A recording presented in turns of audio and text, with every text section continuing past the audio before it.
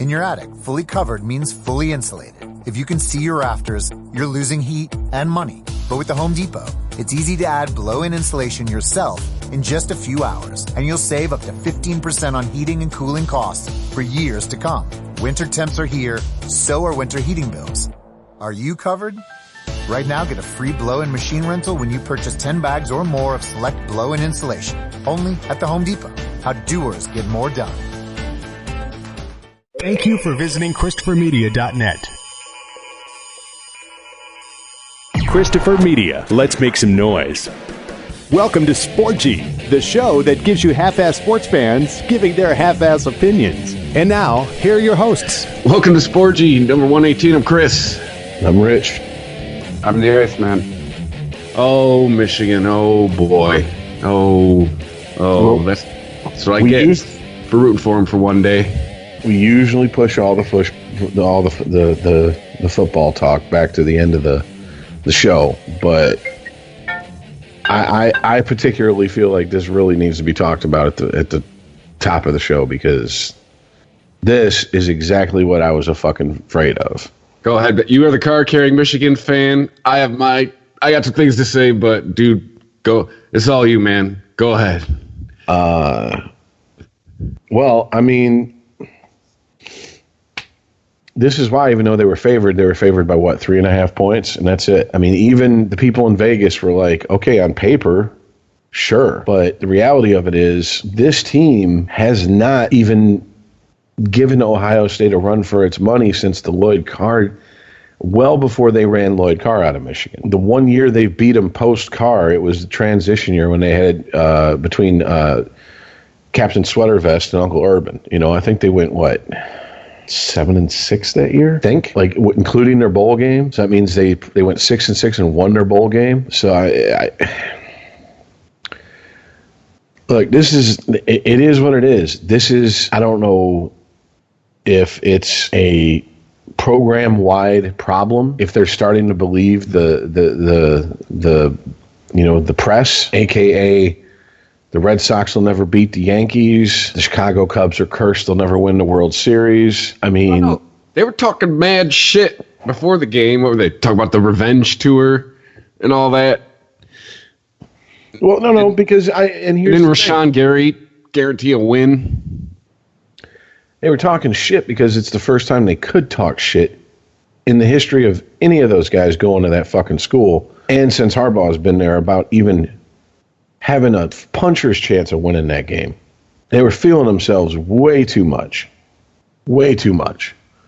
And that offense, I don't understand why. But continue.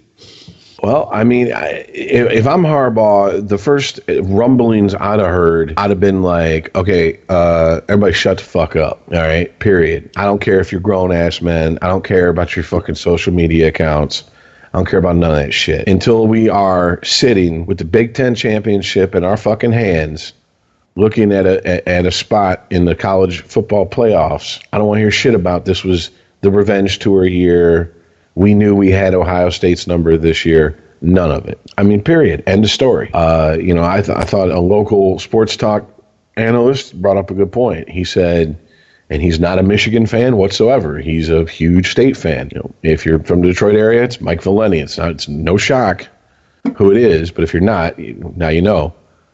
He said flat out, and I agree with him. He's like, if I was Harbaugh, the minute I saw one of those Revenge Tour 2018 shirts, I'd have burned that motherfucker in the middle of the locker room. And said, that's what I think about that shit. You ain't won anything yet, but apparently that's not how Harbaugh rolls. Harbaugh has carte blanche to do what he wants, and this is the best Michigan's going to get. This is their guy, all right? This is not a Rich Rod situation. This is not a Brady Hoke situation. They ran Lloyd Carr out of this fucking out of Ann Arbor, and he brought him a national championship, something which, by the way, Bo Schembechler never did, all right? And they ran his ass out, okay? They brought in Rich Rod to install a 21st century spread offense or whatever the fuck, and he came here, and it was 3 years of just open asshole expelling diarrhea in the $2 hooker's face, all right? And then Brady Hoke came in,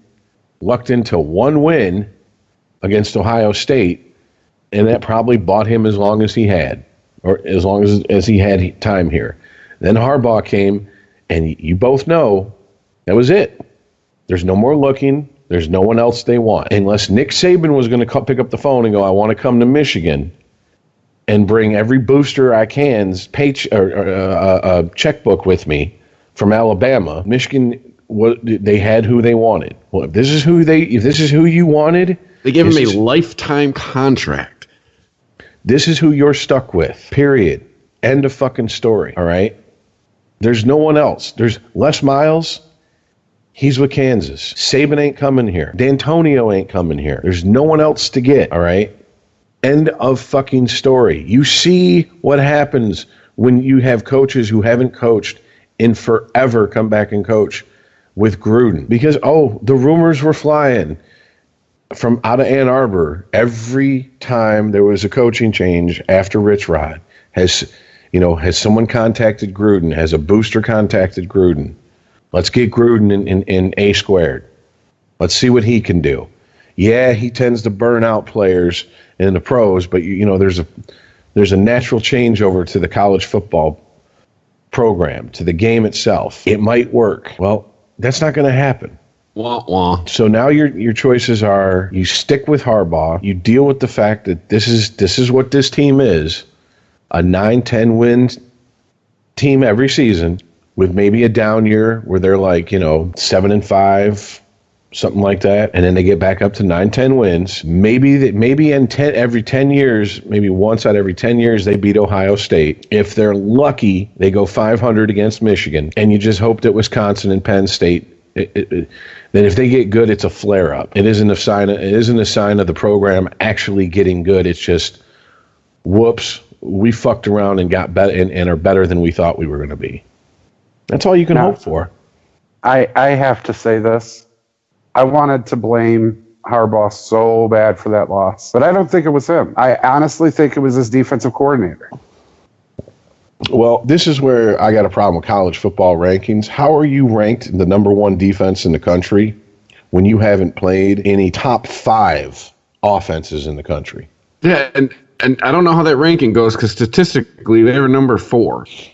I think who's ahead of them, like Alabama, Auburn, and somebody else. But yeah, right, but I don't care where they were ranked. I watch how they played, and all year long, even when they lost to Notre Dame. What happened to your hard-hitting defense there, Iceman? That's what I'm trying to tell you. That's what I'm trying to tell you.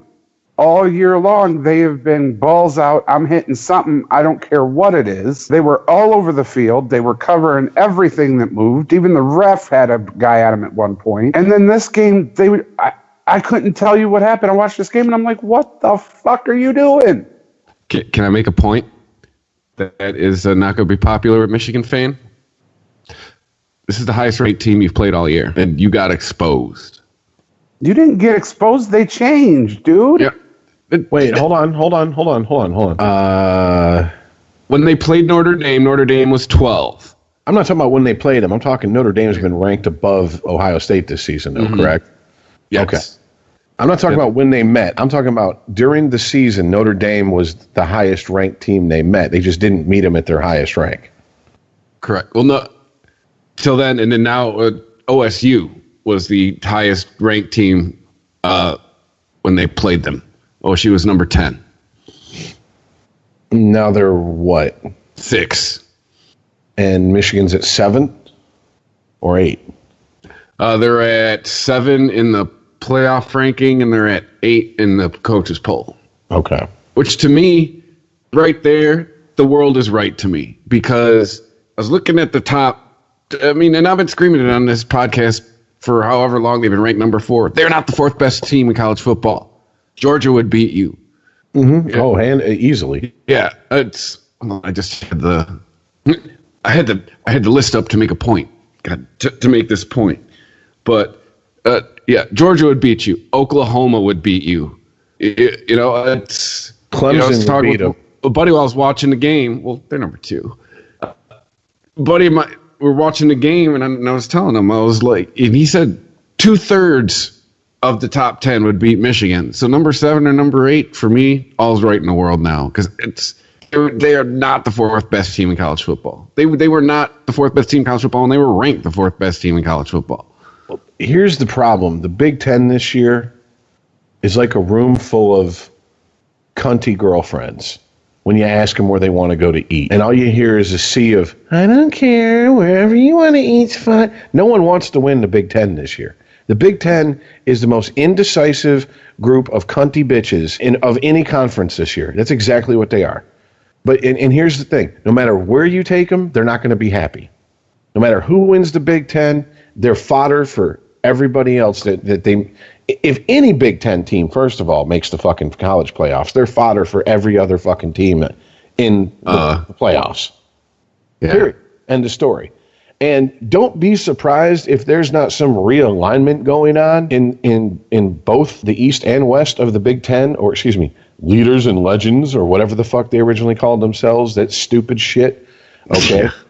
Don't be surprised if there's some sort of realignment, because you can't have either OSU, MSU, maybe one of these three, or maybe one of these two, Penn State or Michigan, go against like Northwestern for the Big Ten championship and consider that a legit championship. You can't have that. Yeah. All right.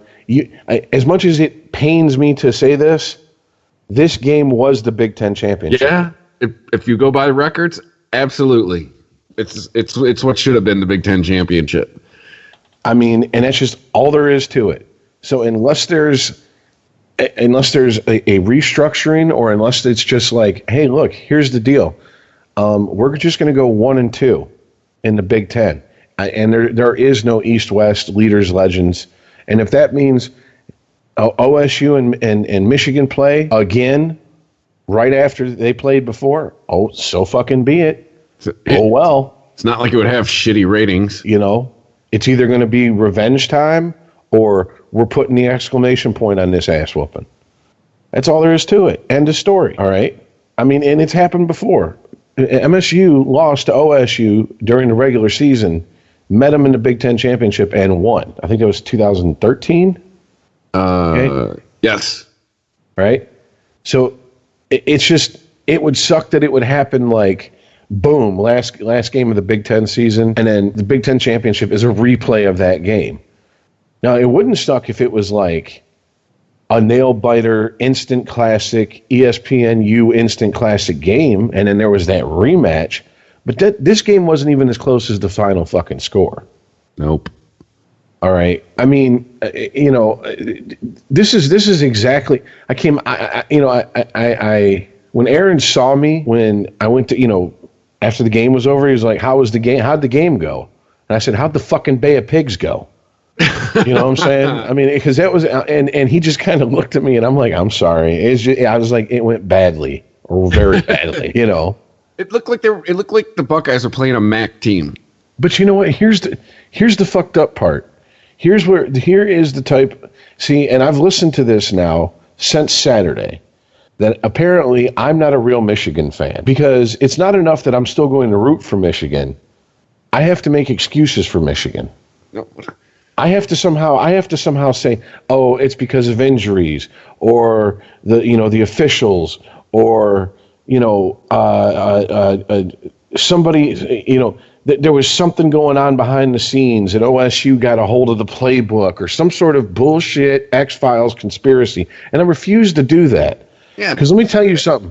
When Michigan sucked for 10 years and teams were feasting on the fucking the carcass of what used to be a football factory in Ann Arbor, they weren't letting you make excuses. Now Michigan comes out, has a Michigan-like season, and does what modern-day Michigan does in the last game of the season, coughs it up all for OSU.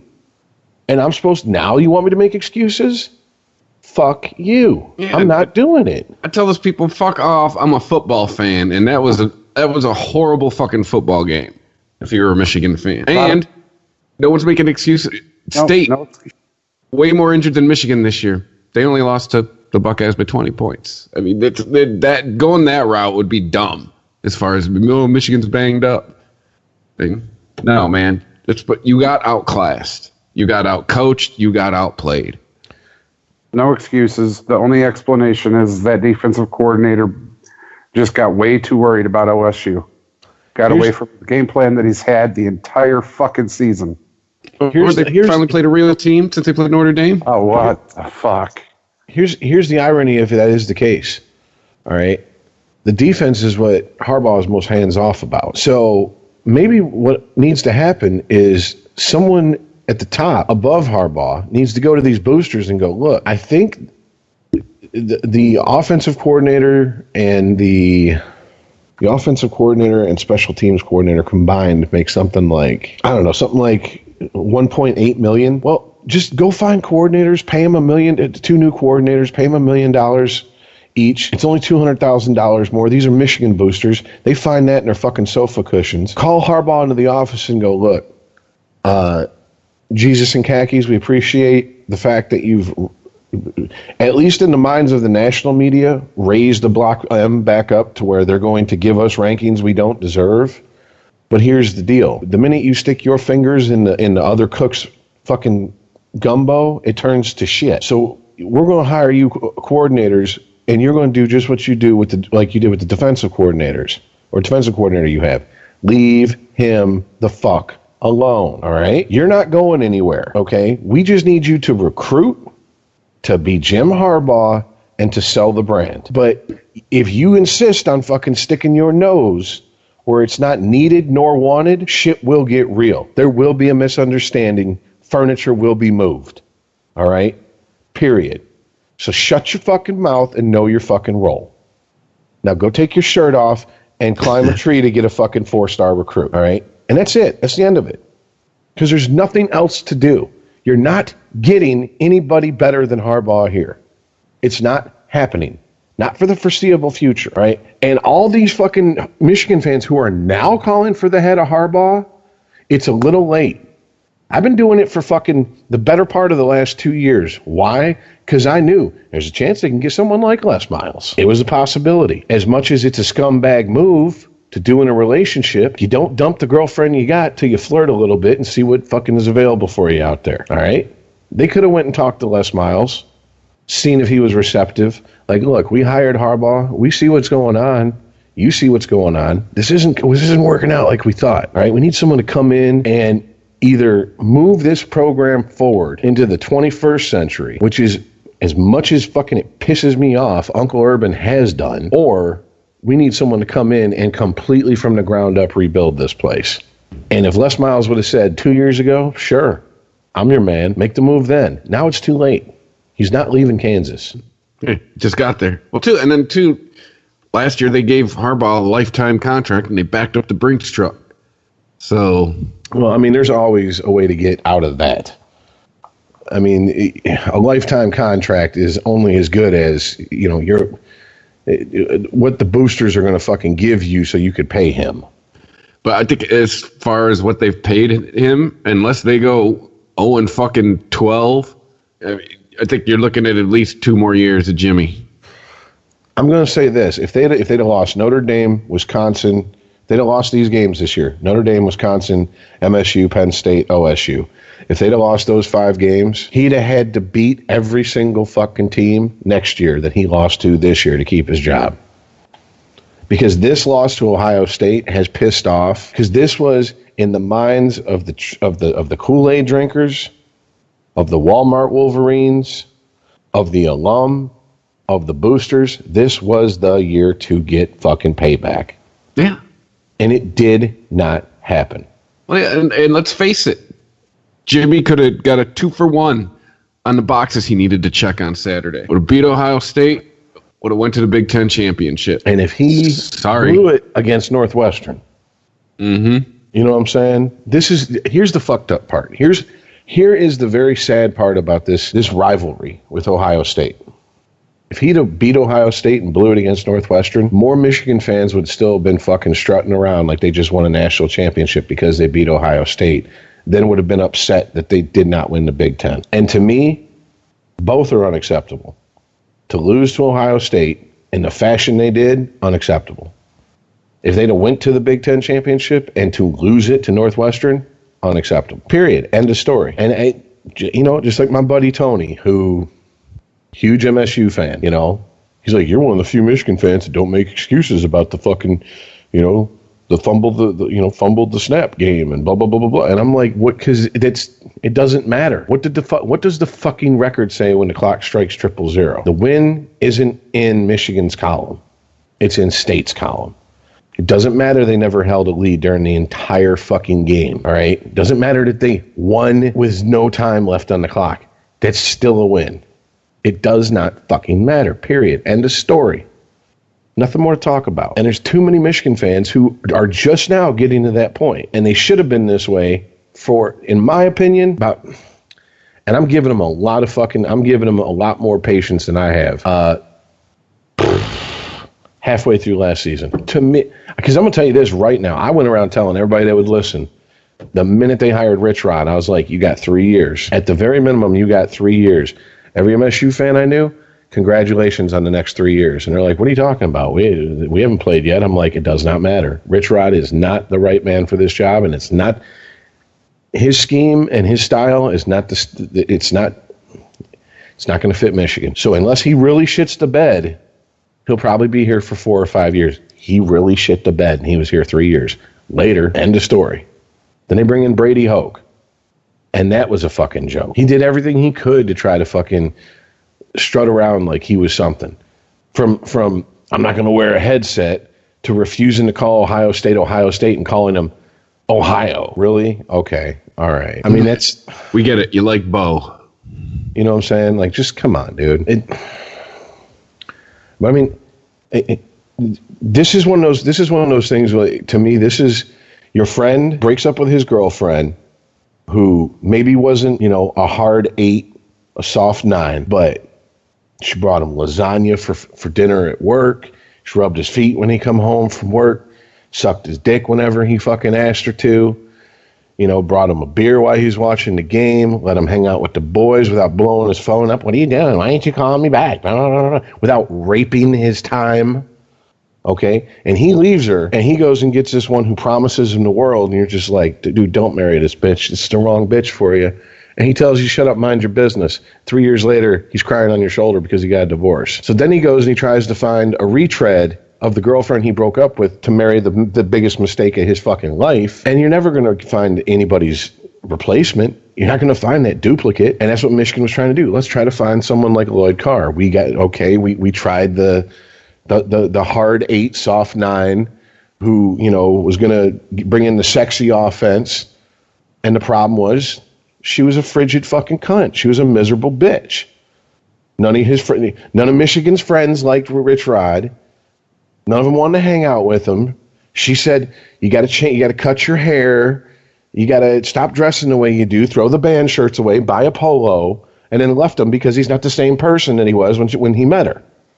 You know what I'm saying? I mean, it's like this whole situation is like watching someone go through 10 years of picking the absolute worst people for them. And at the end of 10 years, they're sitting there going, I'm stuck with the bitch I'm with.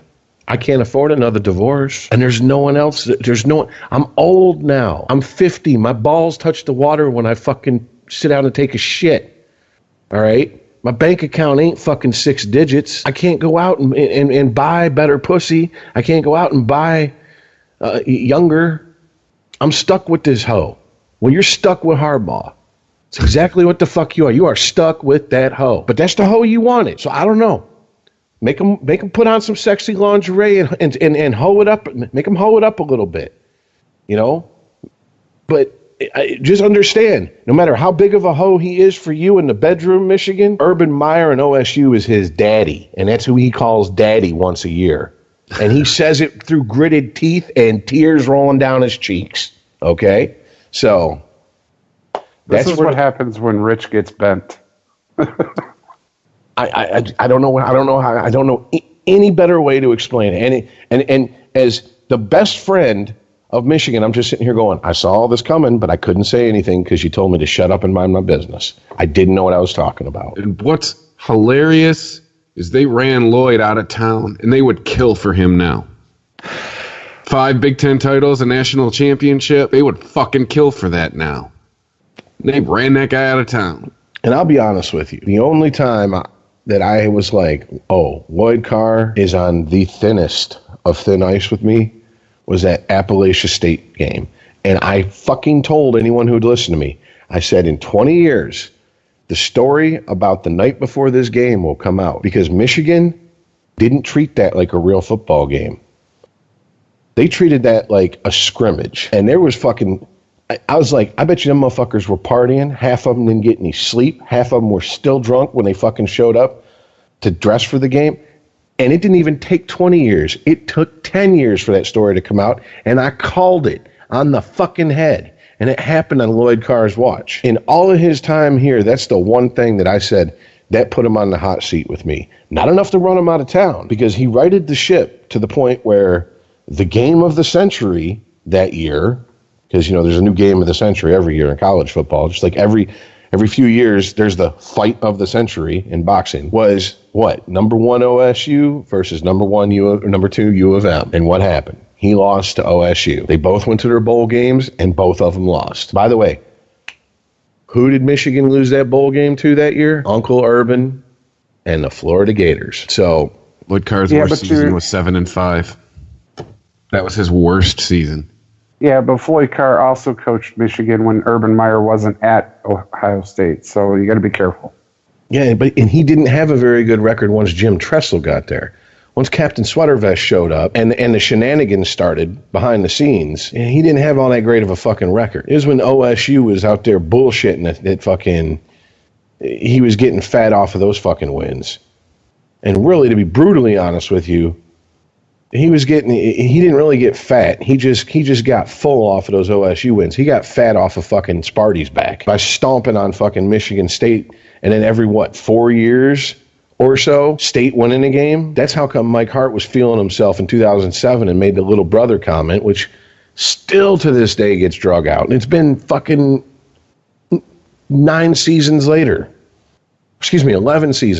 So but hey, you know what?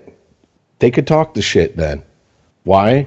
Because Lloyd Carr led them to the fucking records they had against their rivals. Yeah. Led them to Big Ten championships. Led them to a national championship. Recruited and had guys like Tom Brady and Mike Hart, Mario Manningham, you know, Lamar Woodley, Jake Long, you know, all these guys. I mean, the rushing, passing records, all on Lloyd Carr's watch. So, you know, Chad Henne, all the passing records at Michigan. He holds them. Who recruited him? Mike Hart, all-time rushing leader at Michigan. Who recruited him? Who coached him? You know, it's, I don't know, man. Let's put it this way, though. I'm glad that Lucy pulled the football back, because I'm not going to get fooled by the okey doke. To quote Beverly Hills Cop, I ain't falling for the bandana and no tailpipe again. That ain't happening. I don't give a fuck. Their first game could be against Alabama, and they house Alabama 2,000-0. Okay, they're still going to lose against OSU. And I'm going to say it until I see them beat OSU and then do it again the next year. Then I'm going to go by what team looks better that season. Because I got to believe some of this is in their fucking head. OSU is so deep in Michigan's head, it's not even funny. Like, this is that line from My Mind's Playing Tricks on Me. That's the Negro I be seeing in my sleep. All right. If you're a Wolverine, you go to sleep and you just get covered in Buckeyes falling on you. That's it. That's your nightmare. Ain't no sleep paralysis. Ain't no getting naked and having to give a speech. None of that shit. Be pissing on you. Exactly. It's all it is. End of story. So. Look, I can't get in that deep to it. I really can't. But I'm telling you, that was a defensive fuck up. I don't care if it was Jesus in khakis, their defensive coordinator, the players themselves. Somebody fucked up in this game defensively, period. I just think they got outplayed. Well, that's one way to look at it, but that's not true. Their game plan that they had going into this game, that they carried out throughout this game, was completely different than every other game, even the one and I said this, that they played at Notre Dame. That defense played completely different when they played OSU last week. I don't know why. I don't know if they just Talent. like Rich said it. It had nothing to do with the fucking talent. What? Jesus Okay. Christ, Did we watch the same game? Because it looked like a MAC team wearing the blue and yellow. dude! Amazing you blue or whatever the so fuck it's supposed did to call not watch all of the Michigan game. I watched the entire game from start to finish. One game. I'll give you a round of applause later. It was a different defensive scheme. I saw a Then team that they've got had- outplayed. That's what I saw. Absolutely did. You're right, because it was a defensive scheme mess up. It was a defensive scheme nightmare. They didn't play that fucking game all year long. They didn't play that way not once. They were hard hitting, in your face. I'm coming to get you. They had the Michigan, if we don't beat you, we're going to beat you fucking attitude all year long. Look, he can't move. Take his socks. I'm saying. And they got into this game and they just fucking, and it wasn't like they were outplayed. They had a different scheme. They were running a completely different defense. And I didn't understand it. And I'm like, okay, well, change it at fucking halftime, please. And it got worse. And I was like, what the fuck are you doing? Maybe they're not that good. Okay, Sparty. Should we go over their schedule again? I'm not Jesus sitting here Christ. saying, you want to change the subject? I'm not sitting here talking about State did great. I'm saying, do you want to go over who Michigan played again? It Before you doesn't start matter, saying that dude. they shit the bed? I don't care who they played. I don't care what their rank was.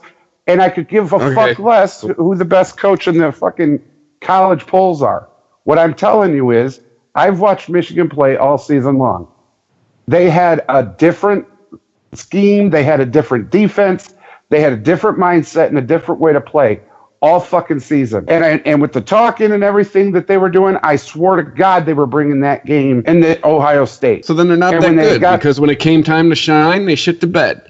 It was a fucking, oh my God, dude. Never mind. That means you're not good. Okay. It's I mean, I get where you're going, but let's be honest. When it came time Boss, to it shine, had they nothing shit the to do bed. with good or bad. Good teams don't do that. Had nothing to do with good or bad. Somebody on that coaching Really, it was staff 62 to fucked up. 39. I think it had something to do with good and bad. Somebody on that coaching staff fucked up. They thought they had a better plan for Ohio State instead of sticking with what fucking worked all season long. Had nothing to do with the talent on either fucking team.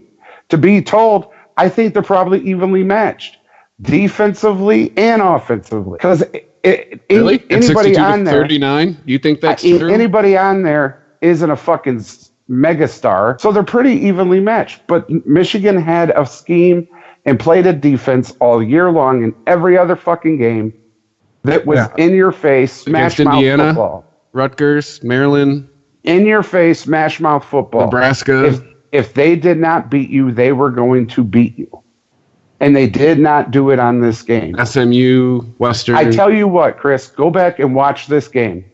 OSU and Michigan. Go back and watch that game. Go back and watch highlights of that game. I will They're say- not the same team. And you want to talk about the same team? How we were talking about how Ohio State did not look like Ohio State this year, and they embarrassed you.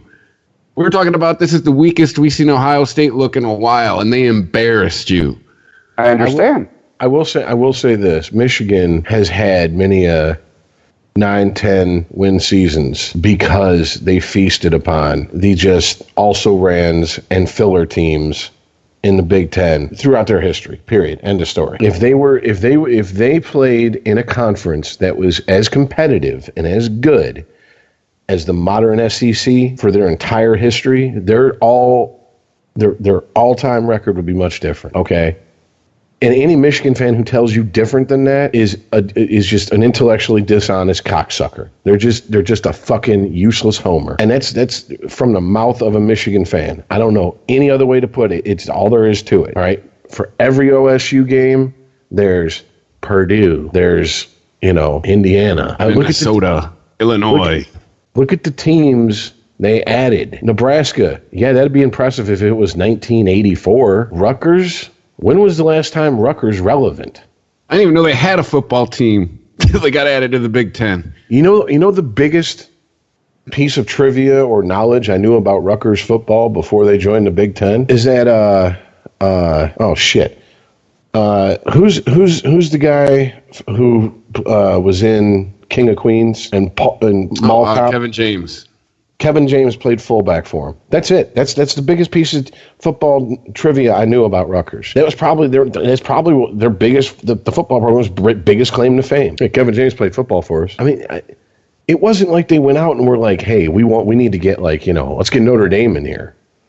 And Notre Dame sucked when they fucking got Nebraska and Rutgers to come to the Big Ten.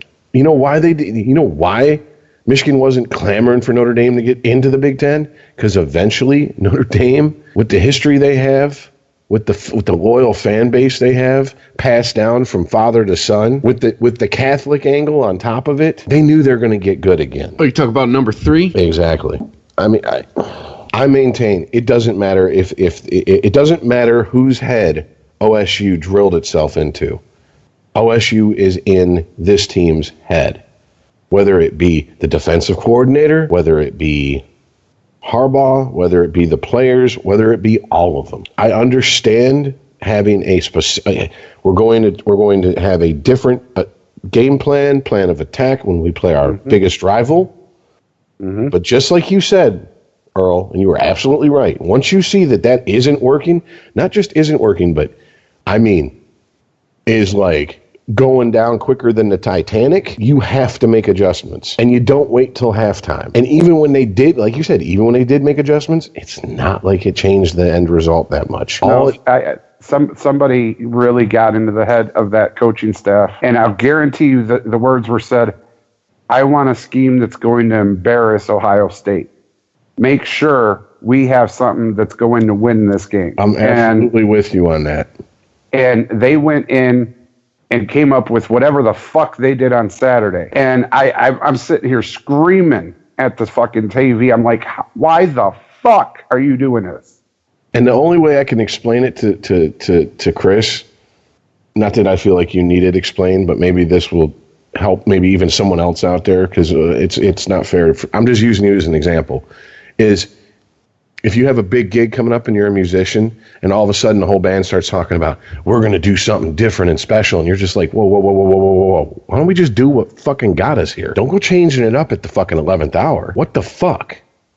No, we don't need to add pyrotechnics and bitches in cages dancing on either side of us. What are we, Kid Rock? No.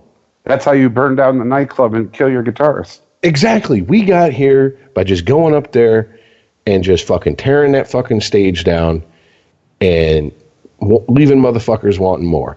So let's just go up there and do what we've done to get us here. And if that doesn't work, okay, great. Then we'll regroup and we'll try again. But we're having too good of a run to all of a sudden change it up at the last minute because we got fucking last minute nerves. And I hope it was last minute nerves. I really hope Michigan's coaching staff wasn't sitting there all season coming up with this game plan specifically like, oh, we got their number. Because if that's the case, that's sheer incompetence. That is sheer incompetence coupled with, delusional levels of self-confidence. And that's just that's more of the same. And it doesn't matter if Uncle Urban leaves after this year. It doesn't matter if he drops dead of a fucking aneurysm during the Big Ten championship game. Which, by the way, they were once again during the broadcast laying ground for Uncle Urban to, oh, my health problems are acting up. Talking about his headaches and shit.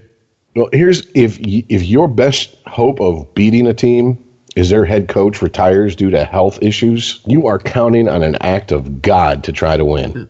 That is them so deep in your head, they're renting space, but they're delinquent on that rent. You get what I'm saying? They're just there, and you can't even evict them. I just wonder if hearing number one defense all week maybe put a little bit of overconfidence in those players. You know what?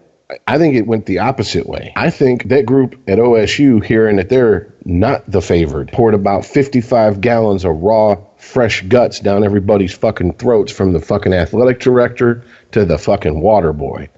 Yeah, I see that. And you guys are out there talking revenge tour. We've been watching film. Mm-hmm. Yep. You've been making snarky remarks and talking to the press.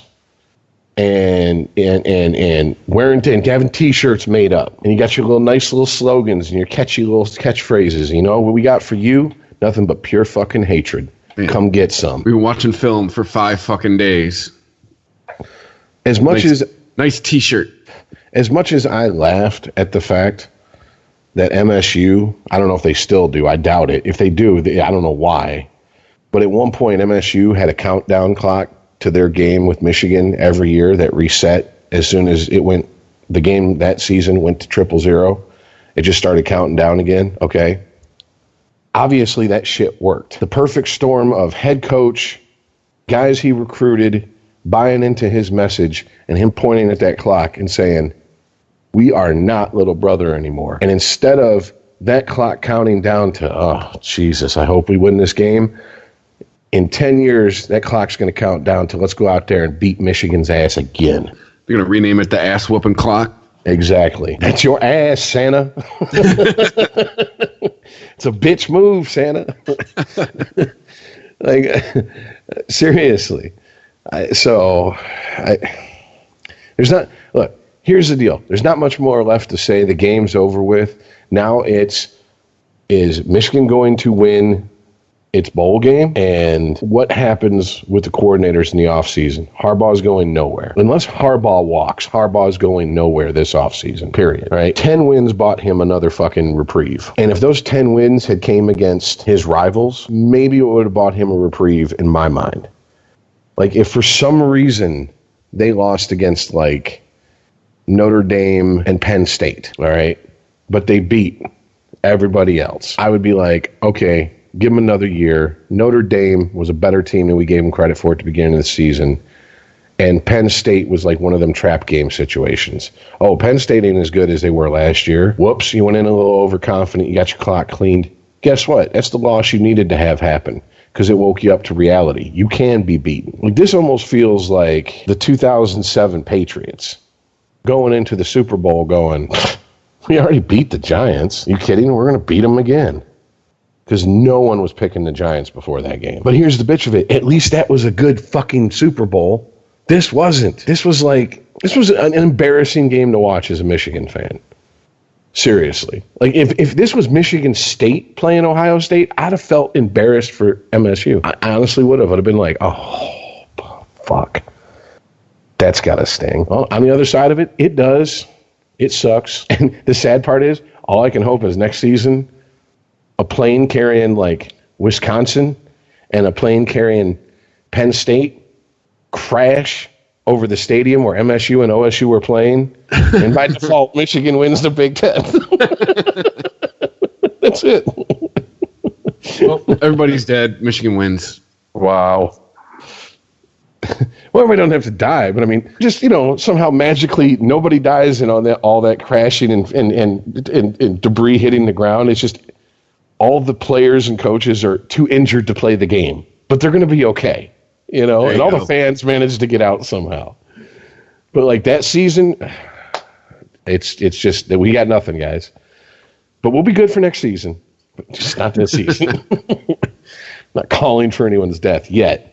Let OSU do this. Let a repeat of this season happen next year. Then I'll be calling for, I want blood. I want paralyzed motherfuckers from Michigan doing hump dances around Indian war dances and shit in the crowd. He's paralyzed. All right, let's get off this fucking subject. We will get back to football later in the show per usual. But there's just from one ridiculous game to the most ridiculous story I think I've heard since. Who was it that's dick pic got out? And I was like, it looks painfully taut. Oh, Favre?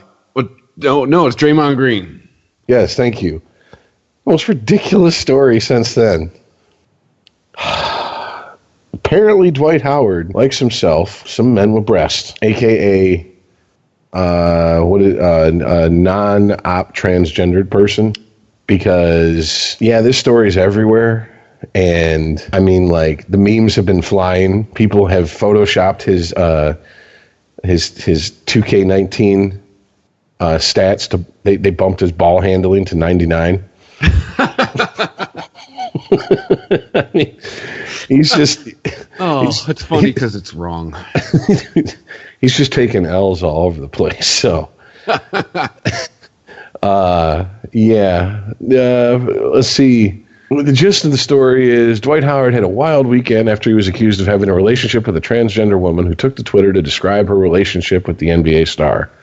Howard reportedly met Majan Elgi, who identifies as a gay man. Okay, first of all, a transgendered woman who identifies as a gay man. This is something 10 years ago I can never imagine a sentence me uttering. So you liked Dick originally, but you transitioned to like Dick? Sure. I'm confused. I don't like being confused. Let's put it this way. A buddy of mine, I said, he goes, you have to be a woman to have a kid. And I was like, no, not these days. And he goes, what the fuck are you talking about? How does that even work? And I looked at my other friend who's very liberal and progressive and forward thinking. Yeah. And I said, I'm leaving the room for 5 minutes. You explain this. I went out. I got a cigarette. I come back. Tony's sitting there with who just pumped the neighbor's cat look on his face, and I said, "Do you want to resign from the human race yet?" And he's like, I think I'm handing in my first draft right now." He's like, and Ashley's just sitting there shaking her head, shrugging, like, "I just told him what is acceptable," and I'm like, "I know," but anyways, acceptable to you. But Howard reportedly met Elije, so I'm gonna call her Elgie. I don't know how else to pronounce that. Who identifies as a gay man while the filming of MTV's Wild 'N Out, after which Howard slid into her DMs on Instagram. By the way, this is off 12up.com. Sounds like it was written by TMZ, but I swear it sounds like a 22-year-old wrote it. Yeah, I know, right? So let's see here.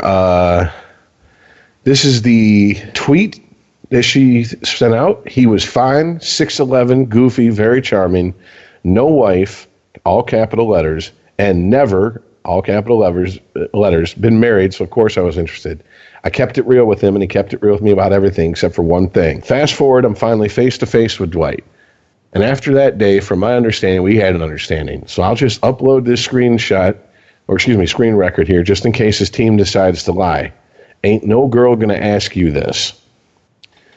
And this is an incoming text, says, alleged that he sent to her. It says, does your mother, brother, friends know that you like to deal with trans... Oh, no, excuse me.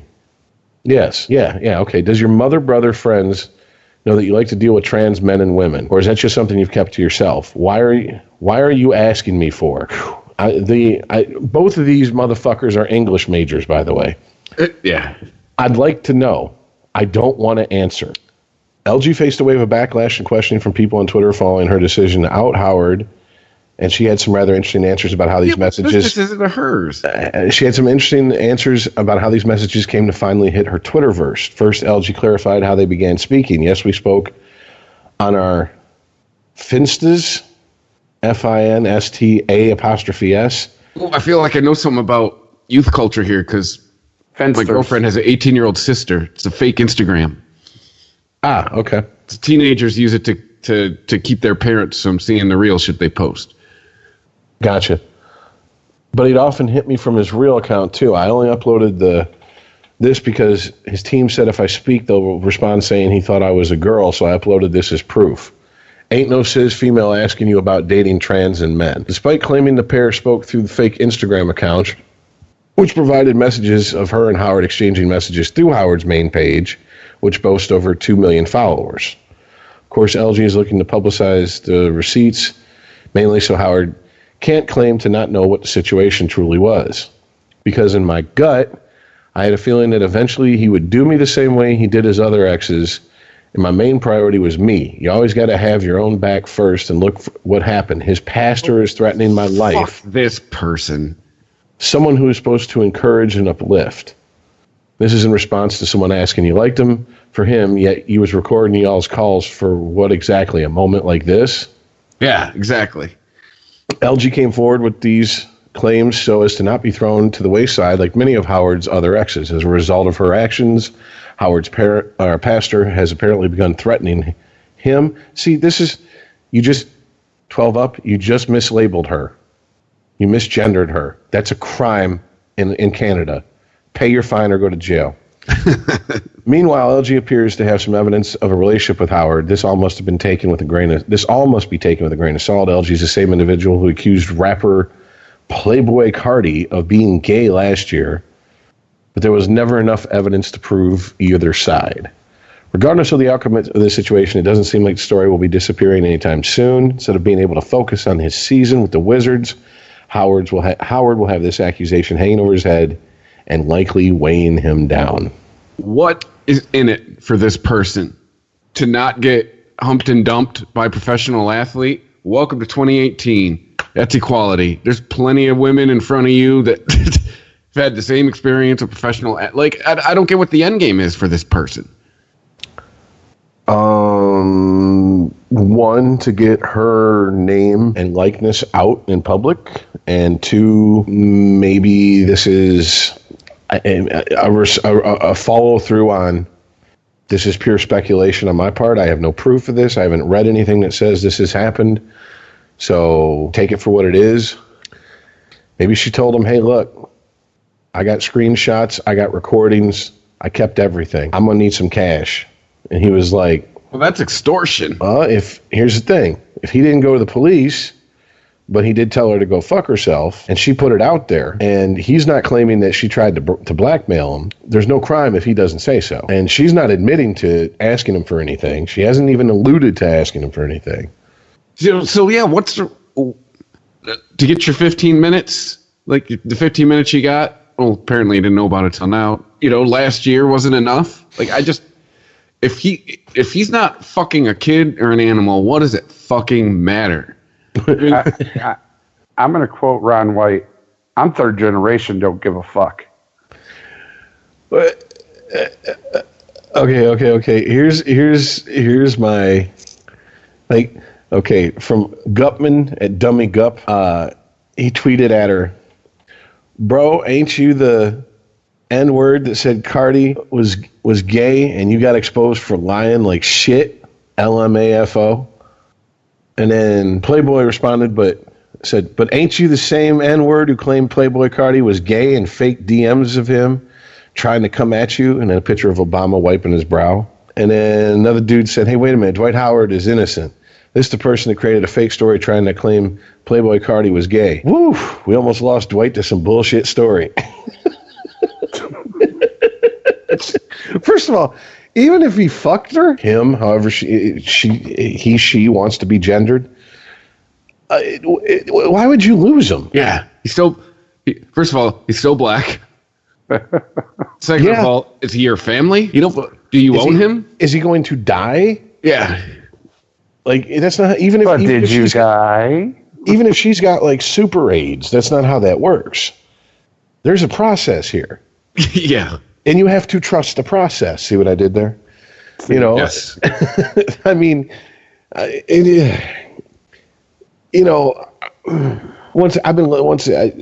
I mentioned this on Regimented a few weeks ago. I've been listening to a lot of old Opie and Anthony shows when Patrice O'Neal was on, and one of the things they were talking about was athletes on the down low, and they were like, okay, so let's just have it out, let's get it out there.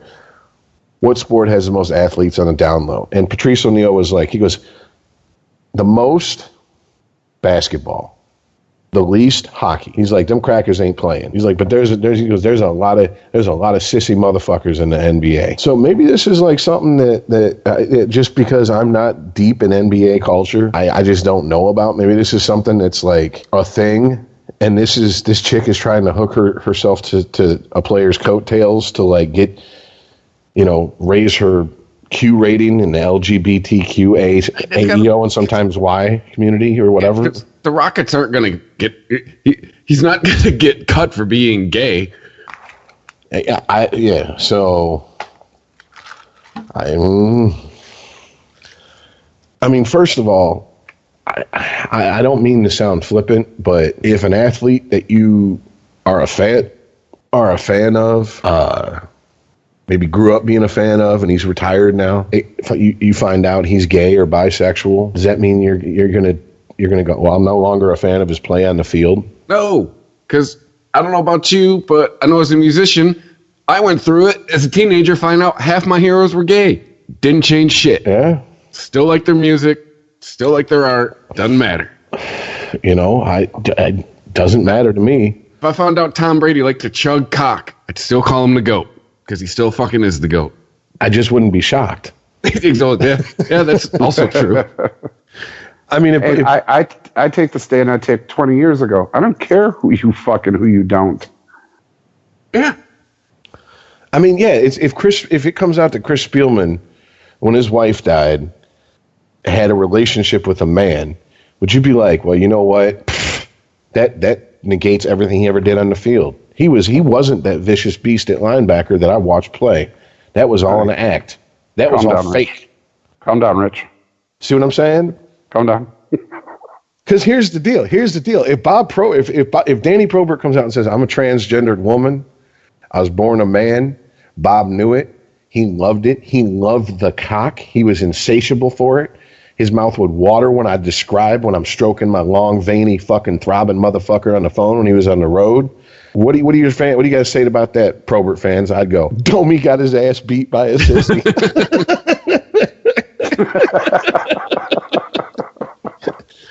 Get Ty Domi on the phone. I want to know what he's got to say about it.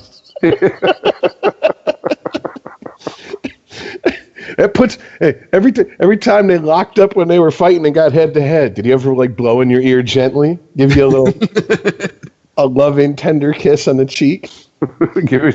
Try to kiss you with the no teeth he had. Like whisper in your ear as the linesmen are trying to break you up. Did you ever get turned on when Bugs Bunny dressed up as a woman, Ty? You know what I mean? That was his calling card. He'd kiss you on the cheek after a fight, right? I wouldn't care. Honestly, I would not. I could not care less. Yes. Like, what the fuck does it matter? And I realize that this is three white boys talking about a predominantly black sport that's steeped in hip hop culture and black culture. And yeah, you can call me racist if you want, but there are segments of, just like there's segments of white culture, usually the more conservative Southern religious culture, that frown very heavily upon any type of homosexual or bisexual activity. Well, there's parts of black culture that do the same thing. Correct. All there is to it. But that's their problem, not mine. Definitely not Dwight Howard's. Definitely not this transgendered woman who somehow identifies as a gay man still. It's not her problem either. It's not their problem either. Whatever. There. I'll just lump them all together. This would be a perfect spot for the Dr. Cox rant, Rich. Here's how much I care. I don't even know what the fuck a transgendered woman is. Is that where she actually had the surgery? Chick with a dick. It doesn't matter. Transgender either way. There's pre-op and post-op. She's definitely had hormones and work done, because her picture in the article has Rich loving the cock. No, but if I say just from there's only one picture of her, but to be brutally honest with you, if I saw her in public, I would think, unless she's got like some like man hands and feet and an Adam's apple or something, because I can only see literally it's just a face shot of her. And I can tell she has long hair because she's kind of like pulling her hair back in a ponytail. I would think she was a biological woman. I'm never talking to Rich again. That's fine. In fact, bye. Hang up on this motherfucker. Guess who forfeits every pick from here on out? See, that's why I won't give up, because that means he'll lose. Even if I had to fuck him in the ass to prove that he's not homophobe, he'd rather that than take a loss on the picks for the season. He'd be like, just hurry up and do what you got to do. Just let me get to my picks. I'm gonna smoke you this week. I'm like, I'm smoking that ass now, though. What about that? So, but no, I honestly, football maybe, because football's a very brutal, violent sport, and it tends to attract people who are comfortable with that level of violence and brutality. Maybe this would be a big problem in football. Baseball, look, whoever's accused of it is going to get shit and their balls busted for it. That's just going to happen. Now, if you want to stop that, then you have to stop people from being able to be... You have to stop dudes from being dudes, okay? Because that's what guys do. We bust balls. We've been working on that for about the last 5 years. Give us time. More like 30, but it's really starting to blossom the last 5 years. I'm just glad to say it wasn't on our generation's watch. The millennials had far overshadowed us before this shit started really fucking blossoming. So don't point the finger at us for the downfall of fucking modern man. Not our problem. Baby boomers looking at you. But that's just how guys are. Guys bust balls. Even if it's not about something like this, they're going to bust balls about something else. That's like 75% of this show every week is busting balls. Exactly, because that's what dudes do. All right, and that's why when guys bust balls, you can tell a guy he's got a little bit more than just a little bit of a bitch in him, because he's the guy that the shit starts getting serious real quick. Like, you say something like motherfucker, your balls stink. And he's like, man, what the fuck, man? Why you think you know what my balls smell like? You sniffing on them when I'm asleep? It's like, dude, I'm literally busting your chops, and that's it. Just verbally sparring with you, and now you have me cuddling up to your dick titties. Really? No, that's not how it fucking works. What's wrong with you? You need me under your dick titties, is what you're telling me. See, I struck a nerve. I brought the bitch out in you. That's what I did. See, I mean, so that's just going to happen. But I don't see the NBA allowing him to be blacklisted. No. Do you know what I'm saying? Like, this isn't a Kaepernick situation. I just don't see it. Even if this chick comes out and is like, I got pictures, whap, and posts them shits, and he's balls deep in her, and her dick's rock hard, bigger than his, and he's just pounding away on her ass. My first question would be like, what does this have to do with basketball besides the basketball player you are fucking? Good question.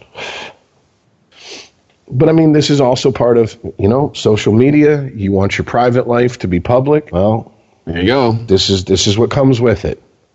All right. I mean, this isn't some guy who's making a career of riding the bench, being a human victory cigar, doesn't do interviews because no one wants to talk to him, isn't a name player. You have to search for what team he's on every season in 2K because he's bounced around that much. You never know who he's playing with. And someone comes out and accuses him of some shit. And see, this is the thing. Like, even the word accused. What is he accused of? Well, accused implies that you did something wrong. He broke no laws. I mean, and are you telling me, are you really going to sit here and with a straight face tell me that this woman, LG or whatever how you pronounce her name, that she's like super religious, so she's like, he broke God's law. Well, so did you the minute you walked in and started talking about transitioning. So I guess you both can burn in hell. But I mean, there is the fact that she's accused other celebrities of this before, which does put her in the, yeah, okay, all right, bitch, you got your attention, you got your followers, go away. We don't need to hear from you no more. Don't go away mad, just go away. Just go away. Yeah, exactly. But well, the NBA's turned into a soap opera this season, ain't it? Man. I'm just saying. It's only a quarter of the way in. It's only like 20 games in. Good Lord.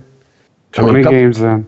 Couple seasons ago, dick pics and guys periscoping, teammates talking about cheating on female rappers and shit. And I was like, well, it can't get any more fucking 90210-ish daytime soap than this. And then, boom, you thought you had an affair with a woman, but I'm a man. Dun, dun, dun. It's like, Jesus, this is a bad 80s fucking General Hospital episode. I'm waiting for Luke and Laura to walk to center court. I mean, it's just ridiculous. This type of shit reminds me of when Manti Te'o was like, lost his fake girlfriend. Yeah, I remember that shit. And she died. I know. And Michael Sam's like, wait a minute, I'm actually gay. Here's my boyfriend. I kissed him when I got drafted. Can I please get some attention here? No? All right. No, we're dealing with an invisible girlfriend that actually died. We have to mourn. And Te'o had a much longer career in the NFL than Sam did. He's still in the NFL as far as I know. Yeah, Manti Te'o is. Is he still on the Chargers? That's the last place I knew he was. Yeah. I mean, he was, and it wasn't like he was practice squad. No, he's a starting middle linebacker. Yeah, he hears it every time he lines up, though. How's your girlfriend doing, bud? Oh, I think she waved to me. Oh, nope, I just had something in my eye. Sorry about that. Oh, nope, that's the wind. All right, well, we got a little bit of hockey news. You started kind of talking about it already with Bob Probert, or is this the wrong hockey news? Well, I mean, here's the thing. We've had some new stuff come to light here at Sporgy, and basically we've been offered a screener of the Bob Probert documentary. It's already in my email, and it's called Tough Guy. Yeah, and it's basically, I guess, a visual companion to his autobiography, which I've talked about reading on the show before. And all I've seen is, as of this point, is the 2.5-minute trailer. And I was just going to draw attention to it. If you have any interest to it, go check it out. But now that we have a screener, we might as well actually watch the fucking thing, then come back and talk about it. So I guess we can kind of save that. Just be aware, if you're in Canada, it's on. You have to forgive my what do you call it? Americanness here. It airs on Super Channel in Canada December 14th, which is why I'm very glad that someone offered us a screener, because I don't have Super Channel and I was dreading trying to hunt this down. You know what I'm saying? So, yeah, I'll watch that shit. I don't know about these two fools, but yeah. And then we can talk about it. Speaking of liking dicks, if it's got Bob Probert, he's watching. Straight up, man. I don't give a fuck. That's my favorite hockey player ever, man. I'm going to watch it because there's a chance I could see Belfour, Yeah, Roenick, Chelios, they interviewed a lot of his teammates. So, yeah, if him and Belfour had any type of friendship, I'm sure Belfour will. You definitely see footage of him. You'll see footage of Probert running Belfour when he was on the Red Wings and defending Belfour when he was on the Blackhawks. Because I believe I saw footage of both happening in the trailer. So, so we'll put that off for like a week or so. Ever, but no, it's Red Wing centric. The two stories I have, in so much as they both involve Red Wings players, one former, one current. The former one is, as we've talked about, Yzerman left the GM position of the Tampa Bay Lightning, and he stayed on as a team senior advisor. I think that's an honorary title because he's still under contract at Tampa Bay for the rest of this season. At the end of this season, his contract's up. The hope, more so than the rumors, is that he would, at the end of this season, sign as the general manager for the Detroit Red Wings, and we can actually do something with the rebuild to get the train back on the fucking tracks. There seems to be a team in the NHL throwing a monkey wrench into the works, though, because apparently the Philadelphia Flyers have thrown their hat in the ring to bring Yzerman out to Philly to be their general manager. According to a report in Detroit Free Press, Flyers CEO Dave Scott admitted to Philly.com that his team is interested in Yzerman, but the Red Wings seem to have the inside track on him. Quote, I spent time in Detroit. I know Yzerman a little bit. Dave Scott, CEO of the Flyers parent company Comcast Spectator, told Philly.com. My sense is he's pretty committed to someday getting back to Detroit. I think his family's still there. He really put roots down there. And Red Wings GM Ken Holland is getting to the point in his life he's probably going to do different things someday.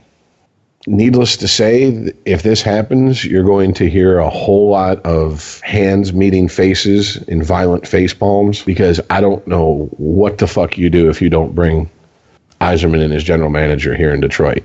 You cannot keep Ken Holland here. Ken Holland is not a post-salary cap general manager.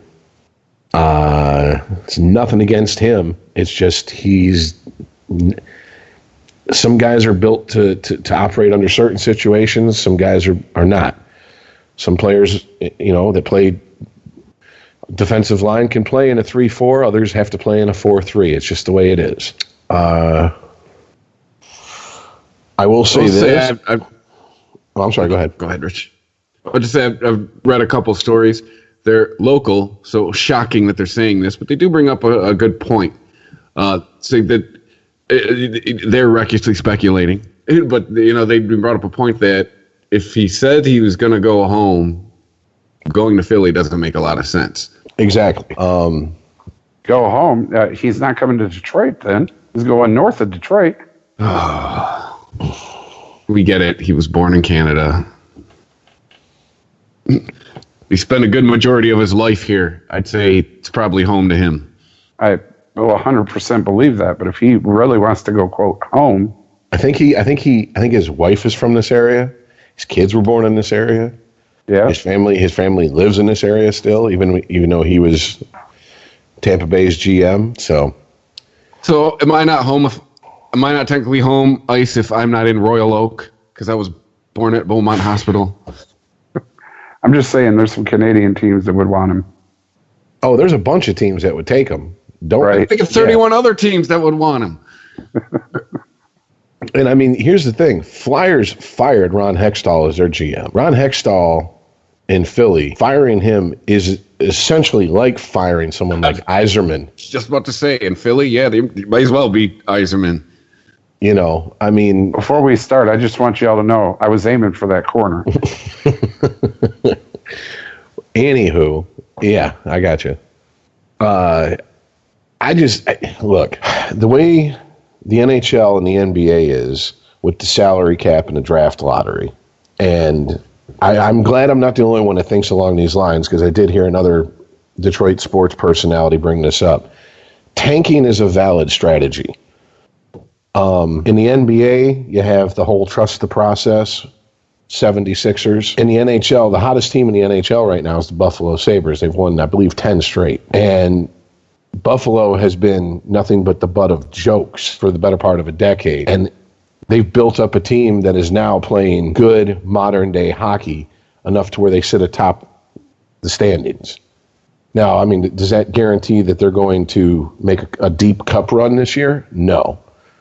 But they're in a lot better position to do it than they were the post-Hasek, Mike Pekka, Matthew Barnaby, that whole bunch era, And why? Because they lost. To rebuild in the NHL, you have to lose. You have to get high draft picks. You have to build with young players who you can control and get on the cheap. Add in experienced veterans here and there instead of just build a team with the most high-priced, high-talented free agents you can find. It's not a realistic way to build a championship anymore. It's just not. My fear is that if Yzerman comes here as general manager, pride will start fucking with him, to quote Pulp Fiction, and he won't let the team tank. And he'll push for them to win now.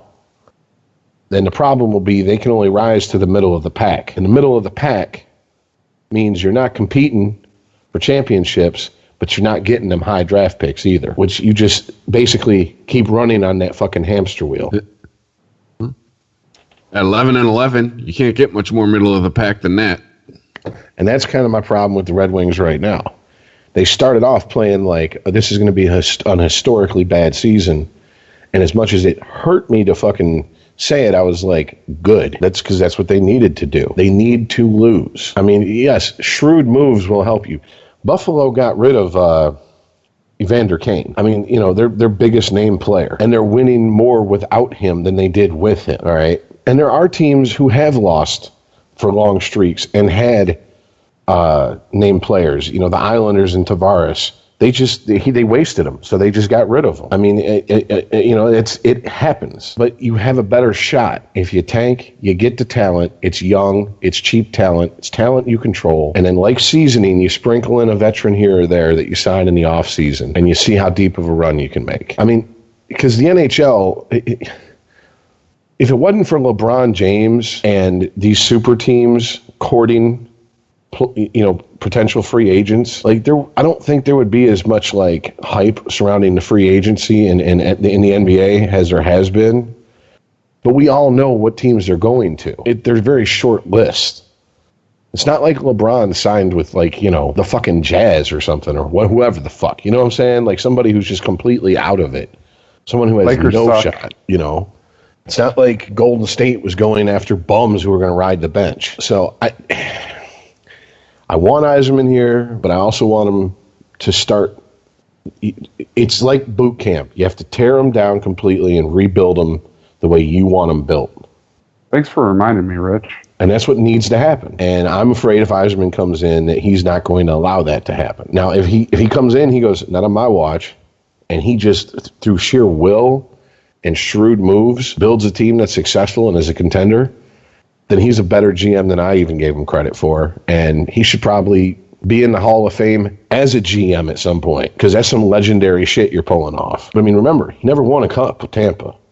Yes, he did win a gold putting together Canada's Olympic team, but he was also picking from the cream of the crop in the country that produces the most hockey players in the entire world. I mean, it pretty much you have a blank check to stack the deck any way you want.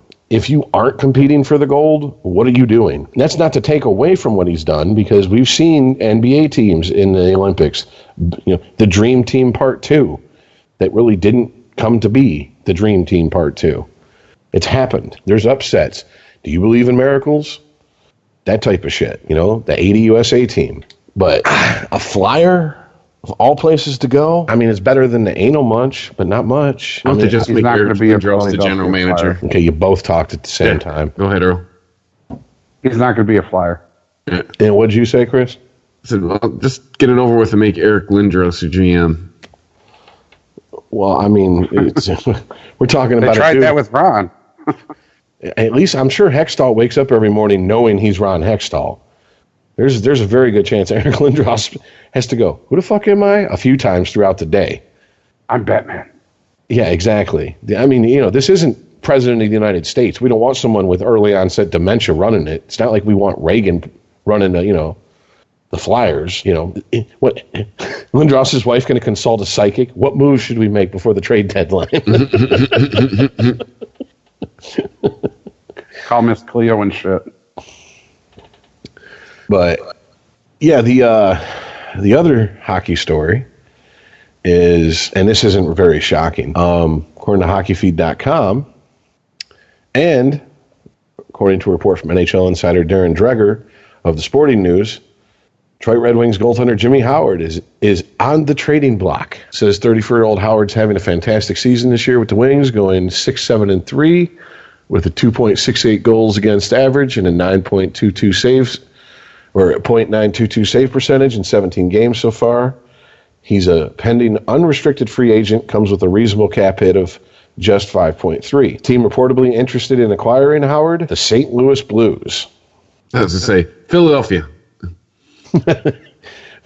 Philly's just taking all Detroit sloppy seconds.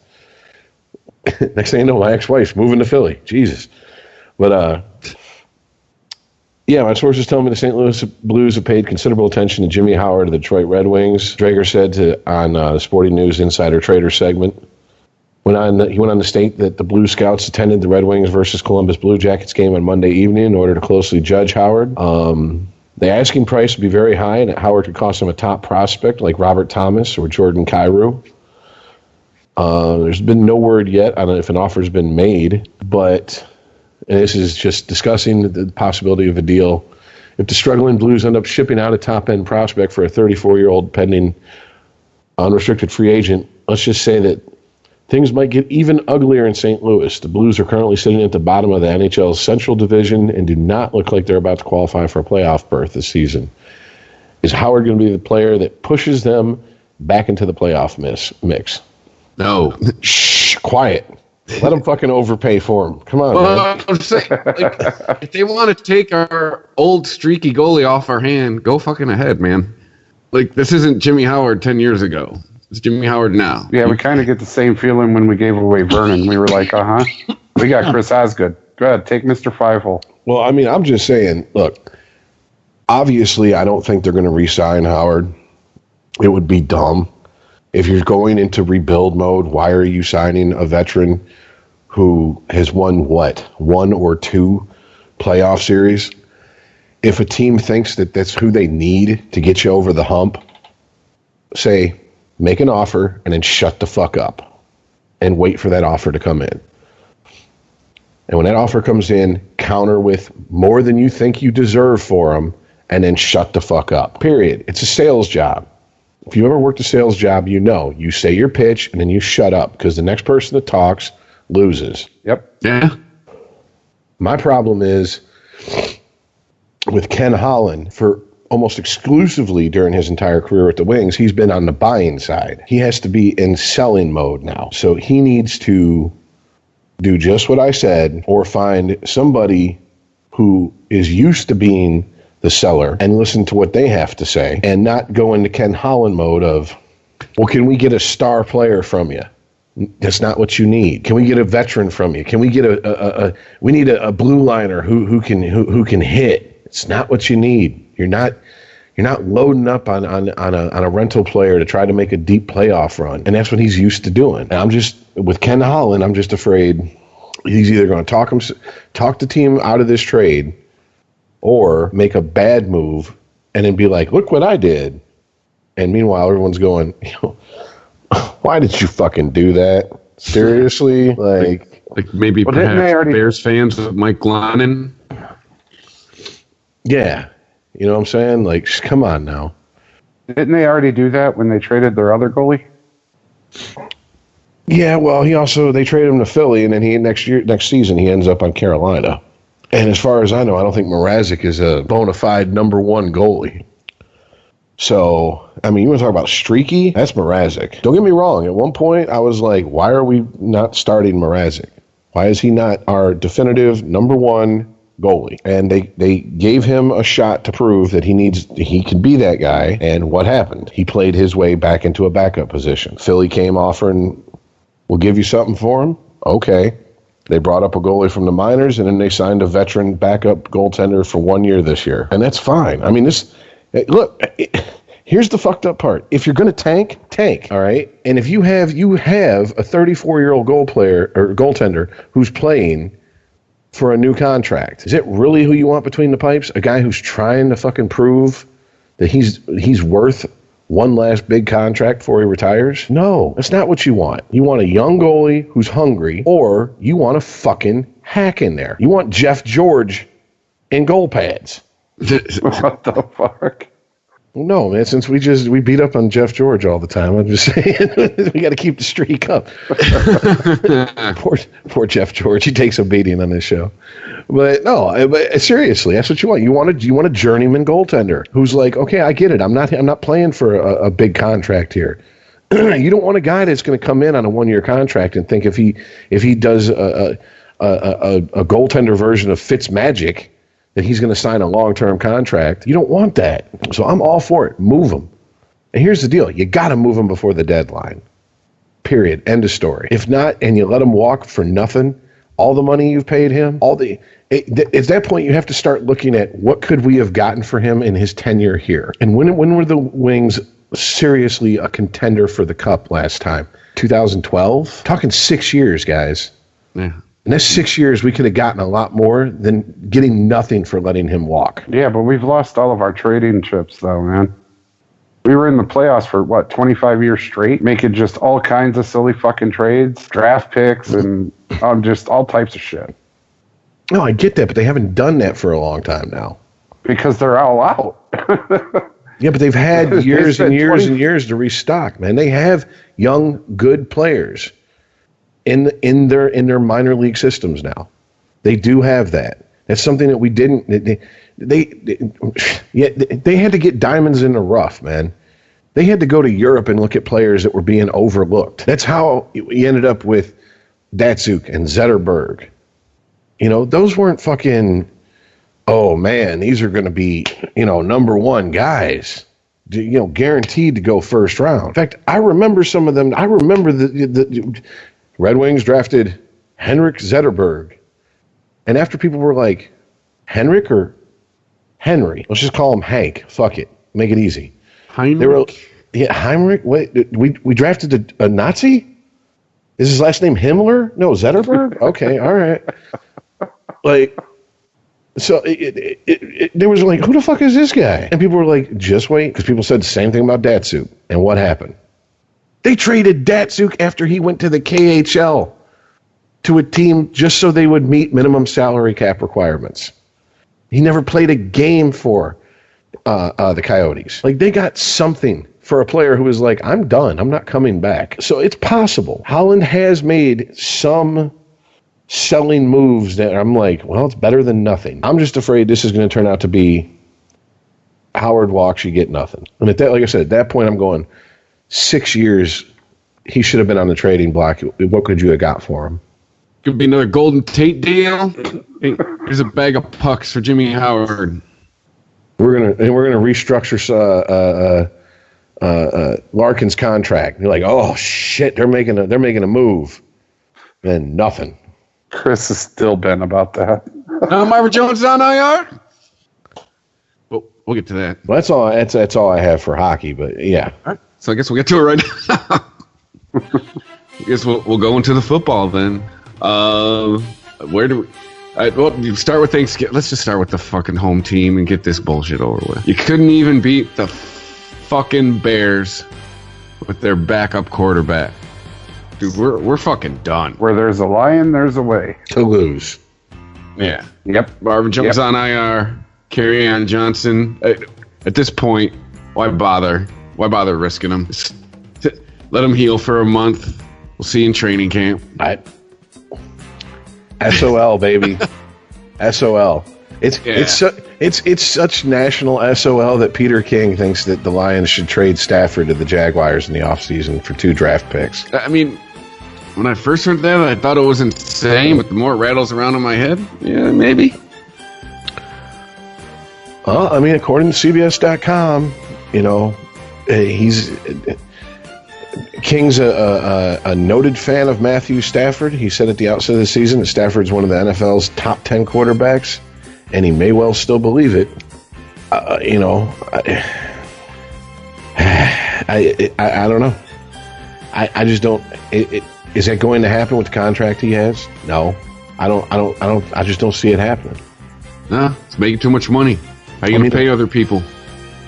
A quote from King was, I'm a little tired of hearing how great Stafford is and how it'd be so much better with an offensive line and a supporting cast and how formidable he'd be with a running game. This likely will be the 27th straight season without a playoff victory for the Lions, and Stafford was drafted to end it. Nothing doing so far. The solution in King's mind is to send Stafford to the quarterback-needy Jaguars for a first round and a 4th round pick. Hey, move to Florida, take his twins. I mean, the only question I have is, since we're gonna live in fantasy land, let's just say that's an offer the Jags make to the Lions. We'll give you a 1st and a 4th for Stafford. Do you take it if you're the GM? I need at least a 1st and a 2nd. Okay. You're not getting that, so that's a no. What about you, Chris? Oh, what were the choices again? Sorry. Keep Stafford, or Jacksonville goes, we'll give you a 1st and a 4th round pick. I'll take the 1st and the 4th round pick, please. Stafford's getting old. I'm literally right between you two. I would go 1st and a 3rd. And unless they got up and walked from the table, I'd make them explain to me why they're not going to give me a 3rd. But I would accept a 1st and a 4th. Absolutely. Like, this is just, it's not happening with Stafford. Like, yes, the Lions are the home team for us, even though one of us doesn't live in the Detroit metro area. But it's just every fucking week for 3 seasons now, when we talk about the Lions, it's Stafford. If only Stafford had this, if only Stafford had that. Well, when Stafford did have this, he didn't have this to complement it. Okay, well, he had Megatron, but he was the only person he had it to, and he never had time to throw. And if it wasn't for Megatron and him just being able to throw it up and Megatron come down with it, he wouldn't have, blah, blah, blah, blah, blah, fucking blah. It's just not working with him, man. At some point, you got to cut bait. I mean, it's all there is to it. And in my mind, maybe it'd be best for both parties. Yeah. I mean, quite honestly, I think he took all that money. It's because he might have made like a deal with himself. Well, I'm never going to win a Super Bowl here, but let's see if I can just get paid. Doesn't sound that far-fetched. And when you're married and then you have kids and the reality of what could happen if she wakes up one day and goes, oh, I don't like the way you part your hair, and we live in a no-fault divorce state. Half plus 17% per kid. You know what? It's a lot easier to live when you sign a How big was his contract? $135 million? Yeah. Yeah. Okay. So Yeah. He'll still have $75 million kicking around, or seven. It's late to do math. you know what I'm saying? Yes. Yeah. He's not going to be on the corner saying, we'll overthrow receiver on third down for food. We'll pad stats for food. So, I mean, it's kind of where it's at. I can understand his mindset, but this isn't working. I think it's not only safe, but it needs to be said. And any Lions fan or any football fan that doesn't see this themselves, they need to pull their head out from the ground or out from their own ass. The Lions are in rebuild mode. They shouldn't be. There was no need.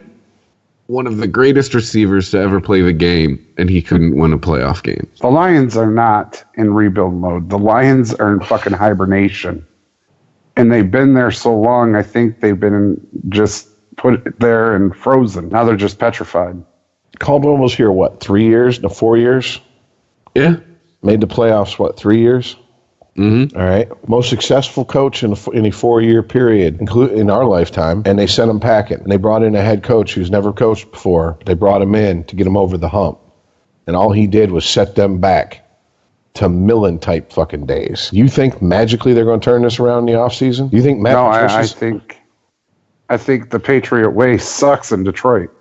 I think people need to start realizing that the coordinators don't know about the Patriot way. They're not part of deciding what is and isn't the Patriot way. They're told how to do things the Patriot way. And they keep their mouth shut and they listen. And when they get out on their own, they're like, shit. Well, let me look at my wristband that says, what would Belichick do? Well, Belichick ain't going to give you any more fucking advice, bud. Especially not that you whipped it. Yeah, especially not since you whipped his ass this season. Not going to happen. He ain't taking that phone call no more, all right? I mean, we've seen it before. This is now a pattern of Belichick's coordinators leaving to a lot of hype and a lot of hope. And except for a flare-up with Charlie Weiss at Notre Dame, doing a whole lot of nothing. So it is what it is, man. This is who you got. Hey, this is only a month left, Lions fans. Having said that, I told my wife that when I told you guys that I'm no longer a Lions fan, just for the reasons and the whole spiel.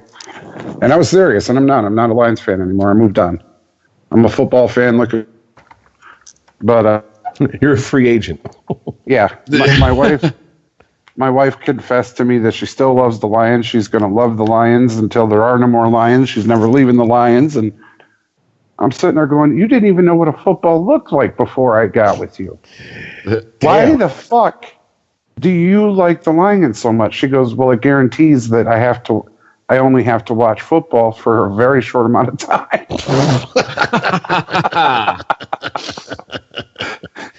Score one for the wife. I was like, oh, that's cold. That's just cold. Oh, nice, man. At least you live in Chiefs territory. Yeah, you can root for the Chiefs. Or not root, but watch the Chiefs and watch good football. But yeah, so enough about that bag of assholes we call a football team. Well, I mean, let's just get this over with. Bears, they win in the NFC North. Are you clinging to hope that the Vikings are going to overtake them there, Chris? I still think they have a better offense than the Bears. The Bears just got a killer defense, and the Vikings are only 6. Bears are 8-3. Vikings are 6-4. You know, they're still in it. Well, there's a bigger discrepancy between points for between the Bears and the Vikings in the Bears' favor than there is between points against in the Bears' favor versus the Vikings. Their defenses in points allowed are closer than I think most people realize unless they look at that stat specifically. Now, I understand that stat isn't the end-all, be-all stat. The only end-all, be-all stat is how many wins are in the win column at the end of the fucking regular season. And did you win the last game you played in, and that game being the Super Bowl? But, I mean, it does go a long way towards, to me, saying that you got to look at strength of schedule. You got to look at momentum. Bears have won 5. I mean, what's their strength of schedule compared to the Vikings? Well, let's look. because I have the Bears up right now. The only two teams over 500 the Bears have beat are the Seahawks and the Vikings. Want to hear who the rest of the teams they beat? The Cardinals.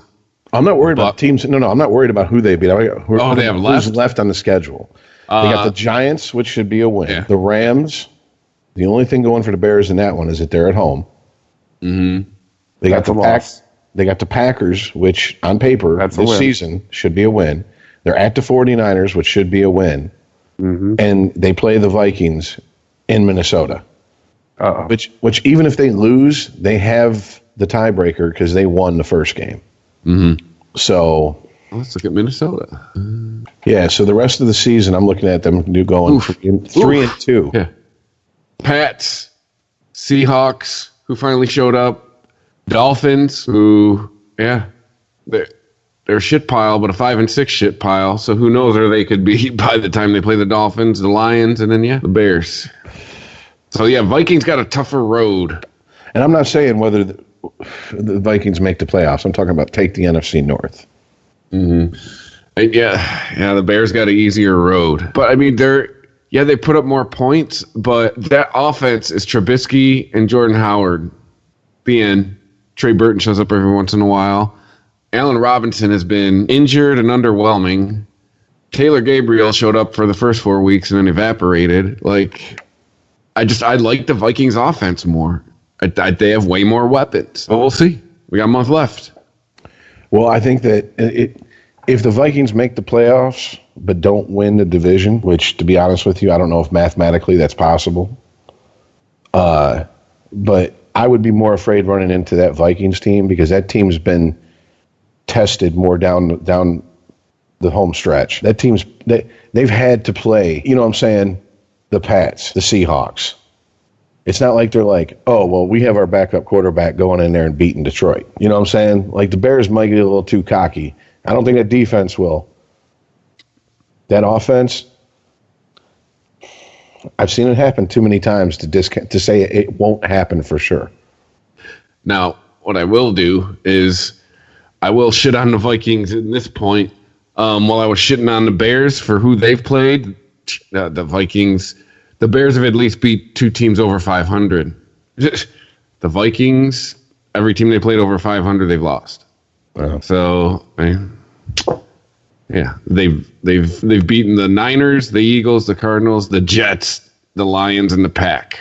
They've lost to the Bears, the Saints, the Rams, and for some reason the Bills. So, I say odds are on Chicago, but I'm still in the mindset of flip a coin for the NFC North. No, I got you.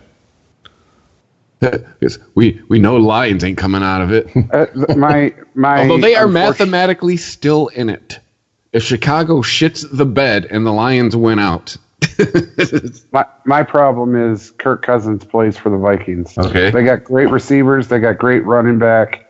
They got a fucking piece of shit quarterback. Here we go again. Here's the thing. It's like every week, it's the same arguments. Like, we get it. You don't like certain players. You think they're garbage. Their stats are never going to change your mind. We understand it. Their win-loss record's never going to change my mind. Okay. Give me their win-loss record again. Oh, right. That's right. Well, how's Washington doing without him? By the way, 5-6. I hate to rain on this mutual hatred society because I enjoy it as much as the next person, but I do kind of have a hard out. Okay. We got about 35 minutes. So we either need to skip over games that don't mean shit and get to picks, or we need to discuss what we want to discuss and then zoom through the picks. So. All right. Let's look at the games we're talking about then. Let's see. Saints continue to fucking dominate. Old and busted Drew Brees. The Broncos defense continues to win them games. I wouldn't be worried if I was a Steeler fan. Andrew Luck has a resurgence finally after coming back. Eric Ebron. Somebody actually called him they didn't call him the touchdown machine. They called him something, and I was just like, as a Lions fan, it's just like, wow. Just wow. He's got what? The most touchdown receptions for a tight end in the league, doesn't he? Yeah. There you go. The Packers have the same record as the Browns. Yeah. Oops. Yeah, I saw a meme where it was a still picture of Rodgers sitting on the sideline. Someone handed him a note. He shows him open it, and it shows an over-the-shoulder shot. It says, "You have the same record as the Browns." And then there's just him with the 1,000-yard stare in the last panel, like, fuck. Yeah. Like, that hurts. My guess is the panic's over in New England. I mean, they're 8-3. They're at the top of their division. We'll see in the playoffs. Seattle's O-line has shown up and been like, all right, no Legion of Boom. I guess we have to play like, I don't know, we want to win. But to Russell Wilson, he follows the same pattern every year. He sucks the first 6 games, and then the last 10, he's a fucking badass. He's been to 2 Super Bowls, and he's got a ring. Yeah. It must work for him. Why change it up, you know? So, Gordon Iceman, he sucks. Let's see. No, he doesn't suck. Lakers suck, but Ravens, housing the Raiders. duh. Shocking. It's hard to watch Raiders games, isn't it? It's embarrassing to watch Raiders games. It's just every week to watch them get banked. It's like no fun, man. It's just like, God damn. Our butt fuck of the week came true. Chargers pounded on the Cardinals. And by the way, I forget who. This might be worth a few minutes of conversation. Someone in the shit. Oh, I just had his name on the tip of my tongue. One of the NFL talking heads, either for CBS or Fox, proclaimed Phillip Rivers the greatest quarterback to this point in the NFL to not win a Super Bowl in the history of the NFL. Oh, in the history of the NFL, not this. Up to this point, yes, not this era. No. That means he's leapfrogged one player in particular that I'm like, Dan Marino. Laces out, Dan. Exactly. Yeah. Yeah. I'm like, wait, what? I mean, say in NFL history, I'd say probably the last 20 years. I would say he's maybe like 1B. You know, definitely you can make a very strong case for number 2, but to say better than Dan Marino? Nah. Especially in the era he plays in compared to Dan? No. And I mean, I'm going to say this because we've talked about it before. I think we all said that when his career is done and over with, Super Bowl or not, he's going to be wearing a gold jacket in Canton. Absolutely. Oh, yeah, but no. Mm-mm. Dan's better. Yeah, so we're all different era, different rules. Rivers is way more protected than Dan ever was. Nah. Yeah, back when the quarterback could get sacked. Yeah. And to take it back to a term that people would use in Dan Marino's era, when you said he's way more protected, blah, blah, blah, blah, blah. I'm agreeing with you, so word to your mother, okay? Absolutely. Word up. Yeah, you brought it up. All of a sudden, the shit pile that was the Indianapolis Colts is 6-5. I mean, I think that team has proven they need Andrew Luck. They have all the same players they had last year, except for Eric Ebron, and except for Andrew Luck. They need a fully healthy Andrew Luck. Yeah. And I think you're starting to see when he's 90 to 95% what he's capable of. Yeah, you get reminded, oh yeah, that guy won the Heisman. Dude, the fucker still looks like the dude from the Burbs. I don't give a fuck. He looks like the Geico fucking caveman. He looks like a fucking like field major for the fucking South during the Civil War. Like, I know, right? Jesus Christ, man. Like, I'm watching Ken Burns documentary and every other fucking officer for the South looks like Andrew Luck. I'm like, what the fuck? And then Monday Night Football, no surprises here. I mean, Texans are in a shit division, but they're 8-3, I guess. So whatever. Deshaun Watson isn't a one-season wonder. Yeah, and everyone who was riding the Titans' dick 3 weeks ago, how's it going for you? Everything's back to normal in Tennessee. And I would be remiss if, before we move down to the picks, going all the way back to Thanksgiving, I think Amari Cooper fixed Dallas. Because what was my one bitch about him all year? Who were they fucking throwing to? Well, they got. I mean, I saw an article today. Like this could be the new triplets with Dak, Zeke, and Amari Cooper. I mean, we'll see. Amari Cooper's played 2 games for him. That's a bold fucking statement. That's what I'm saying. Like to start off with, this could be the new triplets. Let's give them a whole season's worth of games together before we start talking that shit.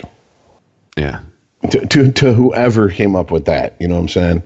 That's like, me going, when Jameis Winston rolls out to the right, he's got a perfect passer rating. Okay, well, he can't roll out to the right every time he's got to throw the fucking ball.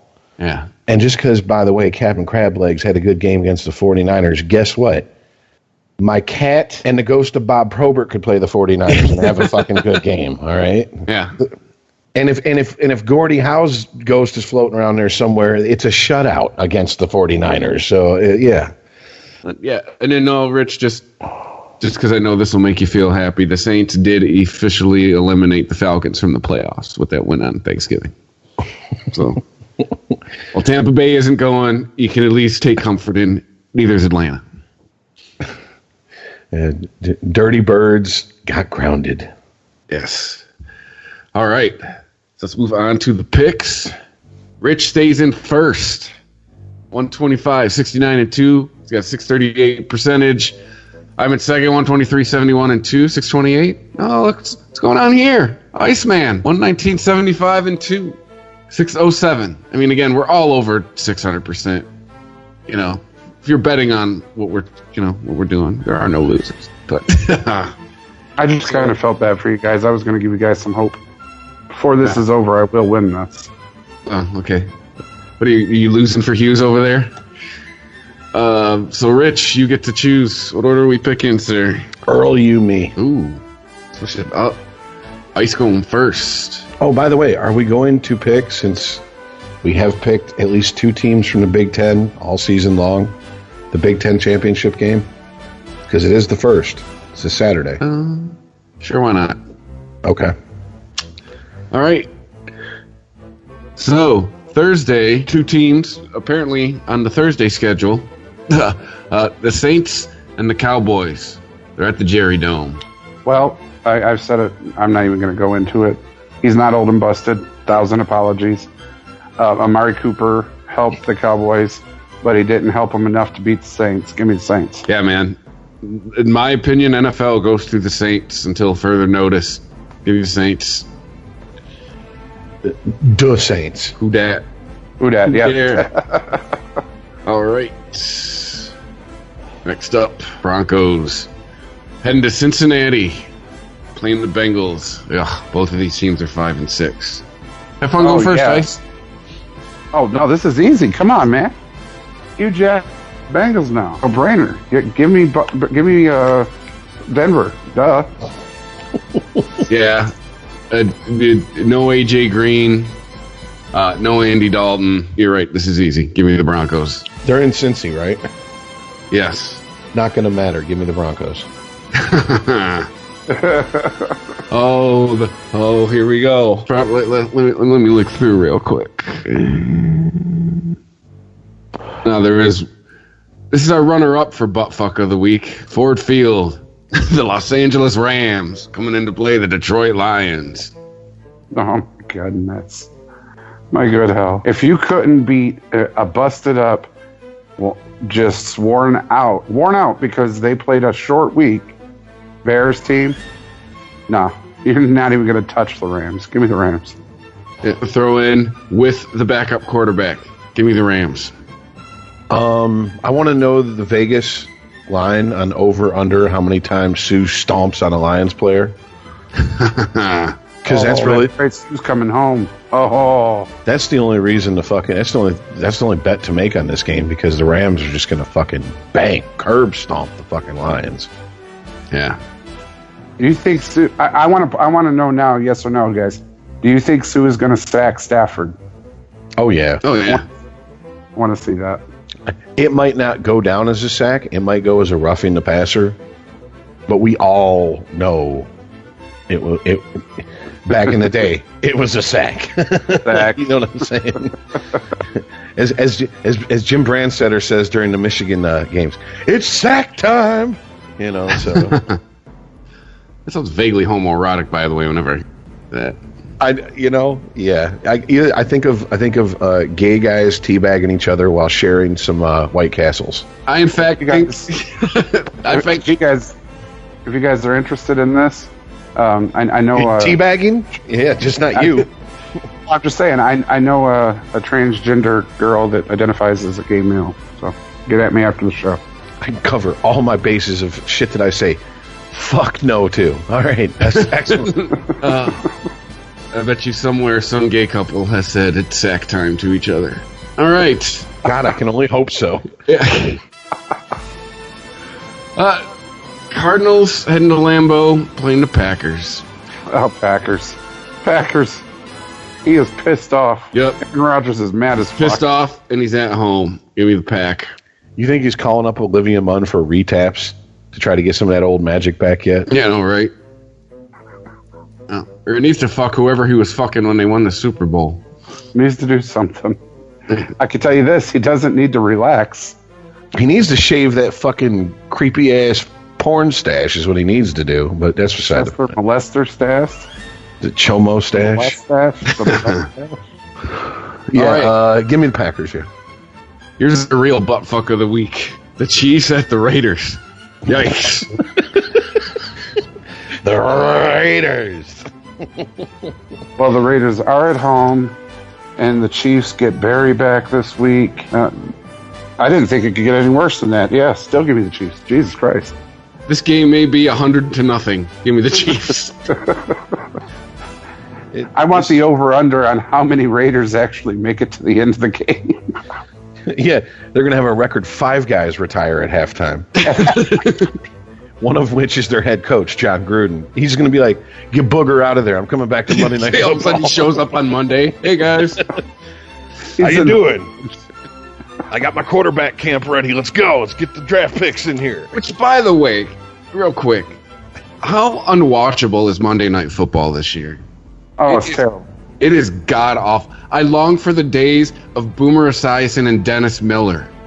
I didn't mind Dennis Miller, and I really didn't appreciate Dennis Miller until I saw Monday Night Football this season. So, yeah, I was like, that's a little rough. But hey, this year's booth is fucking awful. Yeah, I definitely want John Madden back. You're comparing everybody to Brett Favre. Give me Gruden back. Gruden was entertaining. He said turkey hole a whole bunch of times. Well, that's why I watch CBS and what is it, Romo Damas? Dude, he is ridiculous. He is sick. He is nuts, man. Dude. He calls shit out before they do it. He's like, nope, they should have did this. He's saying this. Watch, this guy's gonna run. He's fucking. Do you think he should be a coach? I was about to say, do you think he's auditioning for a head coach job? Well, he's auditioning for something because he's sick. I think unintentionally. Yeah. I think he's probably going to end up getting snatched up, being like, dude, get the fuck out of the booth and put a set of headphones on and get down the sidelines. No, I want him as a defensive coordinator in the booth because he can look down and see the formation and see what's about to happen and phone it in to the helmet of his defense. Nah, I want him in the booth as a defensive coordinator. Yeah. But, all right. Chiefs across the board. Oh, yeah. Yeah. All right. Ravens at the Falcons. Oh, give me the bird. Okay, fuck you. Now it's your pick. Oh, yeah. You know the bird? Yes, I know the bird. I hate when it does that. No, the black one. Give me the Ravens. Fuck. Just sitting here like, how stupid can one man be? And then you kept talking, and I'm like, oh, we found another rock layer. Keep digging. All right. Finally, a pick where we will differ. I like Atlanta's offense better than Baltimore's, even with the phenom playing quarterback. Yeah. But give me the Falcons. And even with Jackson? He's got nobody to throw to. He's got the same problem. He doesn't throw. He runs. He throws 33% of the time. Then be a running back. Quarterback, you got to throw. And you need someone to throw to. It's called a single wing. It's called a single wing offense. when you can run or throw. He only throws 33% of the time and runs 65% of the time. The other 1% he kind of gets sacked. But other than that, Just saying, give me the dirty birds. all right, I'm with you, Ice. Give me the Ravens. The black one. give me the Blackbird. This week's toilet bowl.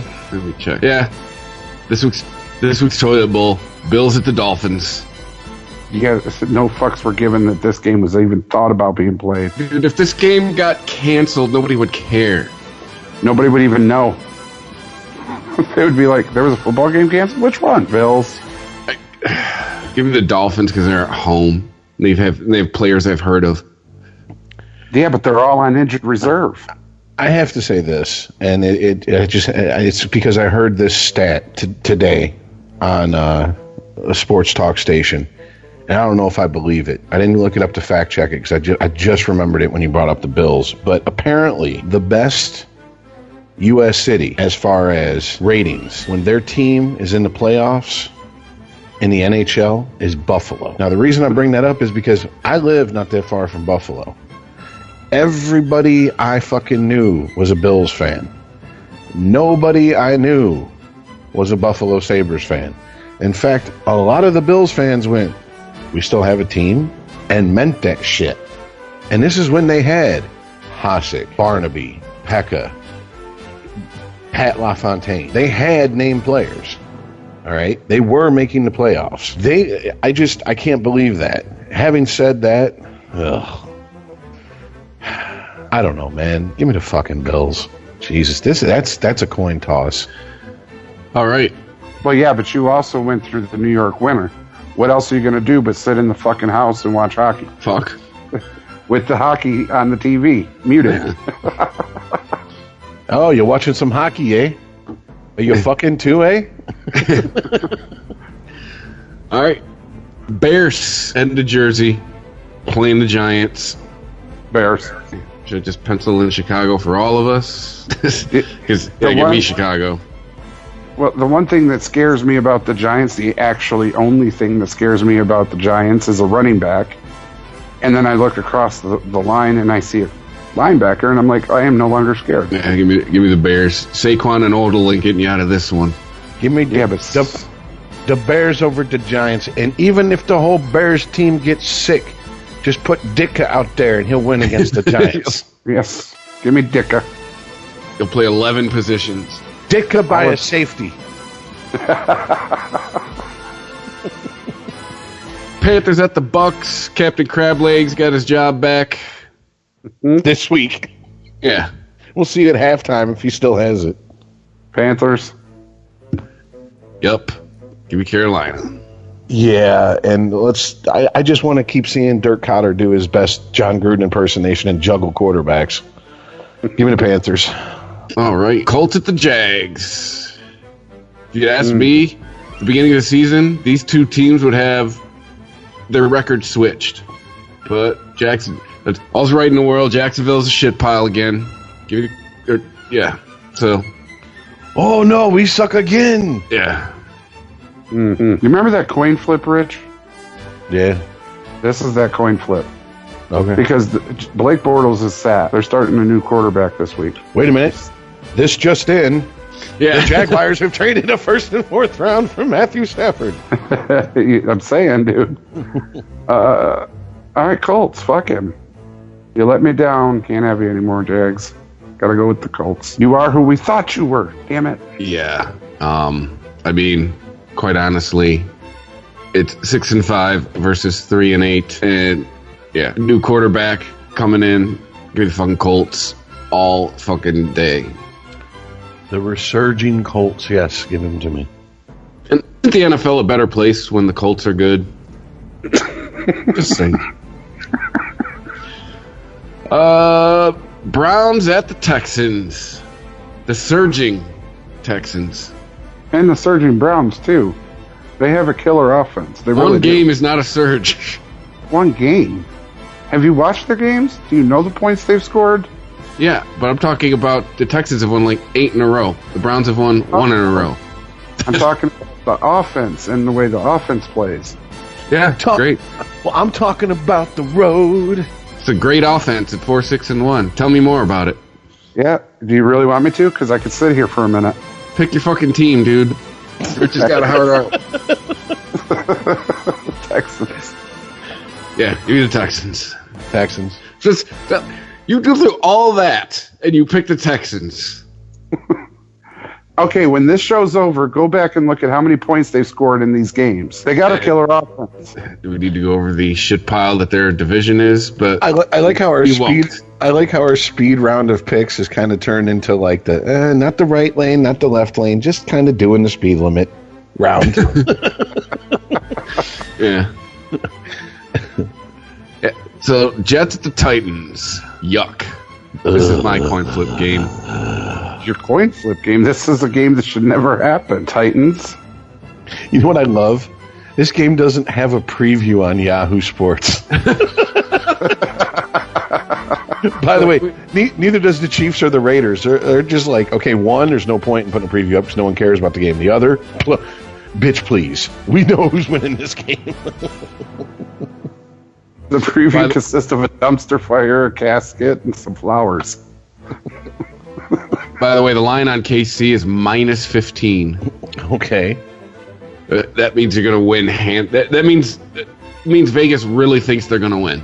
I'll give you the short version. So back to this game. Yeah, Jets, Titans. I give you the Titans because they're at home. Yeah, Titans. All right. Game of the week, Vikings at the Pats. How did this not get flexed to Sunday night? Because it's the Chargers Steelers. I'm still trying to figure out how it's the game of the week. This is, Patriots now. Going out on a limb, picking the Vikings. All I know is that the fucking Patriots better do something for the sake of my fucking fantasy team. I'm quickly watching my season go the way of the dodo. Jesus God. Join me. My season's been over for a month. Yeah, come to the dark side. We have cookies. I didn't even break 3 digits this week. Like, even if I'd have started all the best players that were on my bench plus the best players I played, I still wouldn't have broke 3 digits. I want to hear it. I lost to the guy who doesn't set his lineup, and I set mine. Hey, fuck you guys. I have scored over 140 points and still lost by 20. Oh, welcome to 2018, dude. I've had that happen to me like a half a dozen times in like 3 different leagues. I know. I put right? up 150. The other guy puts up 180.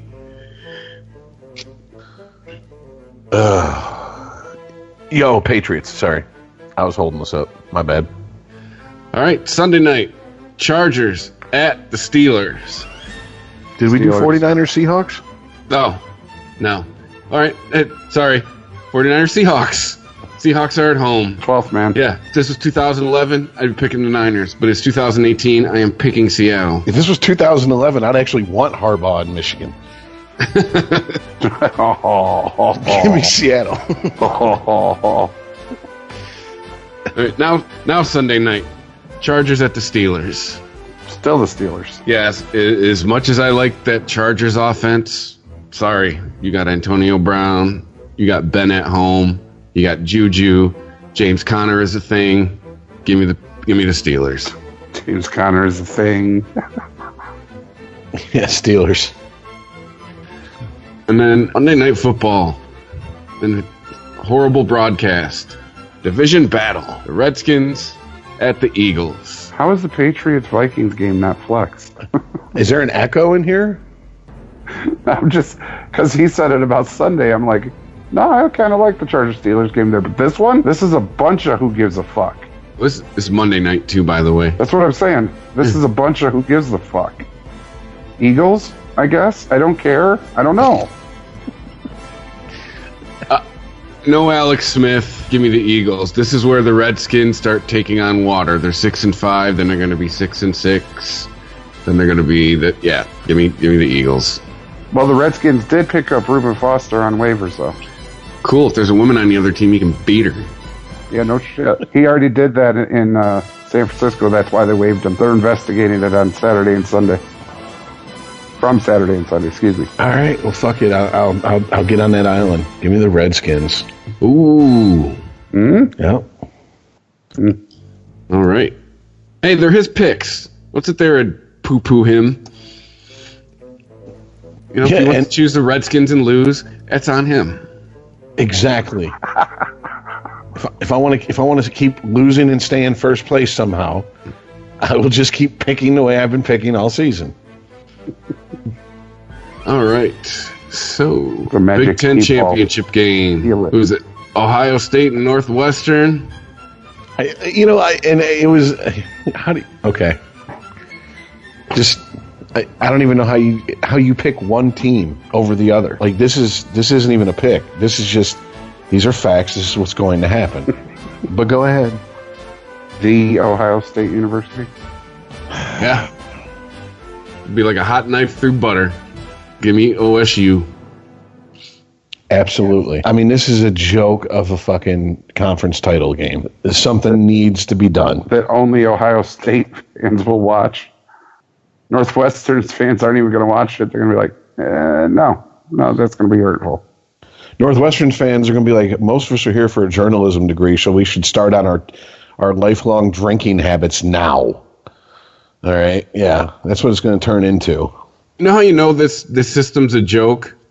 You know who Clemson is playing in their championship game? No. You'll never fucking guess because it's not basketball. Put it that way. Auburn? Yeah, the vaunted Auburn basketball program, yes. You picked the wrong sport to try to give me a hint. I'm like, oh. This is Pitt. Clemson is playing really? Pitt. Yeah. Really? Unranked Pitt. That is their championship game. That should be a good game for Clemson. Yes, if you're a Clemson fan, absolutely. So, in other words, Pitt and Northwestern are going to be like the Bills last year when they made the playoffs. They're like, we're just glad to be here. Yeah. Do you guys Or know the who Lions Alabama's any year playing? they made the playoffs. What's that? Do you know who Alabama's playing? Georgia. It's the last Yeah. year's national championship game rematch. Uh-huh. And Alabama will put up 50 on them like they've been doing to everybody. There's a big what if here. What's that? What if they win? Who, Georgia? Mm-hmm. Then they'll go to the national championship game? They're not going to win. But at no point at any game this season, or maybe halftime of the Citadel game when it was tied, but at no point in any game this season has Alabama been in danger of losing. Best college football team money can buy. Which, real quick before we wrap up, I don't know how we've glossed over this. Is, you know, we always joke about how when the heat was on at USC, Pete Carroll ran up I-5 to Seattle. Nobody talks about Saban going to the pros for a couple of years and then going back. You know, a buddy of mine brought up a good point. You know, that was kind of like when Michael Jordan went to play baseball for a minute. Hey, Saban, it's getting a little hot in here. You gotta ghost for a minute. You can come back in a couple of years, but you gotta not be anywhere near the NCAA for a second. I wonder if that's what Miami was. Wouldn't shock me. That's how come once we all got it out of our system talking about Saban and Alabama and how we all believe with no, concrete, smoke and gun proof that the program's dirty as fuck. There's really no point in talking about it because it's just like, we'll talk about Alabama when the national championship game comes. Yeah. And we'll sit and we'll look at it and go, there's no way that's a cleanly recruited team. There's no fucking way. Period. It's just... Because you can't beat them this year. You can't. Like, how many games have they put up 50 points? Mm-hmm. Let's see. 1, 2, 3. Oh, A&M, they only put up 45. Only. 4, 5. Oh, only 39 versus Missouri. 6, 29 versus LSU. 24 versus Mississippi State. 7, 8. So in 66, 2/3 of their games this year, they put up over 50 points. Who the fuck is beating them? Patriots. I was gonna say the Saints, maybe. Kansas City. Yeah. Rams. I mean, at this point, they could probably beat the whole NFC East. They could beat the whole NFC North. Yeah, Handedly. it's ridiculous. No, it's just, look, it is what it is, man.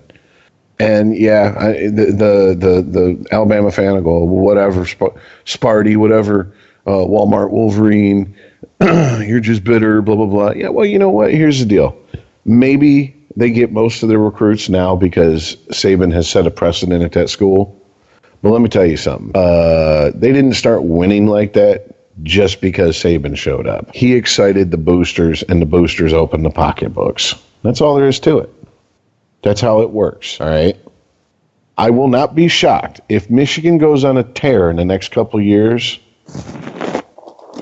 I will not be shocked if we start hearing rumblings about shenanigans and tomfoolery and shit going on behind the scenes of that program. Not one bit. Especially with the loss that just happened to Ohio State. I'm dead serious. I think there's boosters out there that are like, that was so close I could taste it. I don't give a fuck. I'm violating NCAA rules. We're going to win. That's just like Ed Martin. Yeah, that's just the nature of college sports. That's all there is to it. Yep. Why do I think college athletes is starting to sound like an auction, and all the boosters in the offense or in the audience and the auctioneers like, and we have this blue chip forward standing at 6'8", weighing 230 pounds, dribbling skills, can make 3-pointers. What are my bids? And go. Go back and watch the 30 for 30 about SMU and tell me that's not exactly what was going on, because it's what was. So. Anyways, I got to go, guys. Let's do the wrap up here.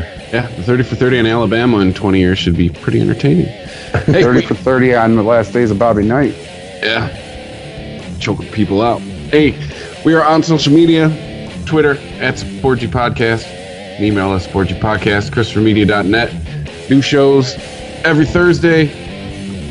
Thank you for listening, and catch you next week. Later, guys. Peace out, y'all. If you like this show, please tell a friend. Please follow us on Twitter and like and share us on Facebook by searching for Christopher Media. You can subscribe to all ChristopherMedia.net shows for free on ChristopherMedia.net. Please make sure to rate and comment on all your favorite Christopher Media shows. Thank you in advance for supporting Christopher Media by clicking on the PayPal button and by clicking through to all the sponsors who support ChristopherMedia.net. Thank you for visiting ChristopherMedia.net, and thank you for listening. Thank you for visiting ChristopherMedia.net. It's a new year, and with T-Mobile, it's not about how far apart we are. It's about how close we can be. So we're bringing out our best deal. Right now, get the iPhone 12 on us on every single plan with eligible iPhone trade-in. So I can FaceTime with my sister in Savannah. That's right, the iPhone 12 on us on every plan. All on America's 5G leader in coverage. T-Mobile. With 24 monthly bill credits and a new line plus tax. If you cancel, credit stop and balance on required finance agreement may be due. Contact us for well-qualified buyers. Qualifying consumer plan required. See coverage and offer details at T-Mobile.com.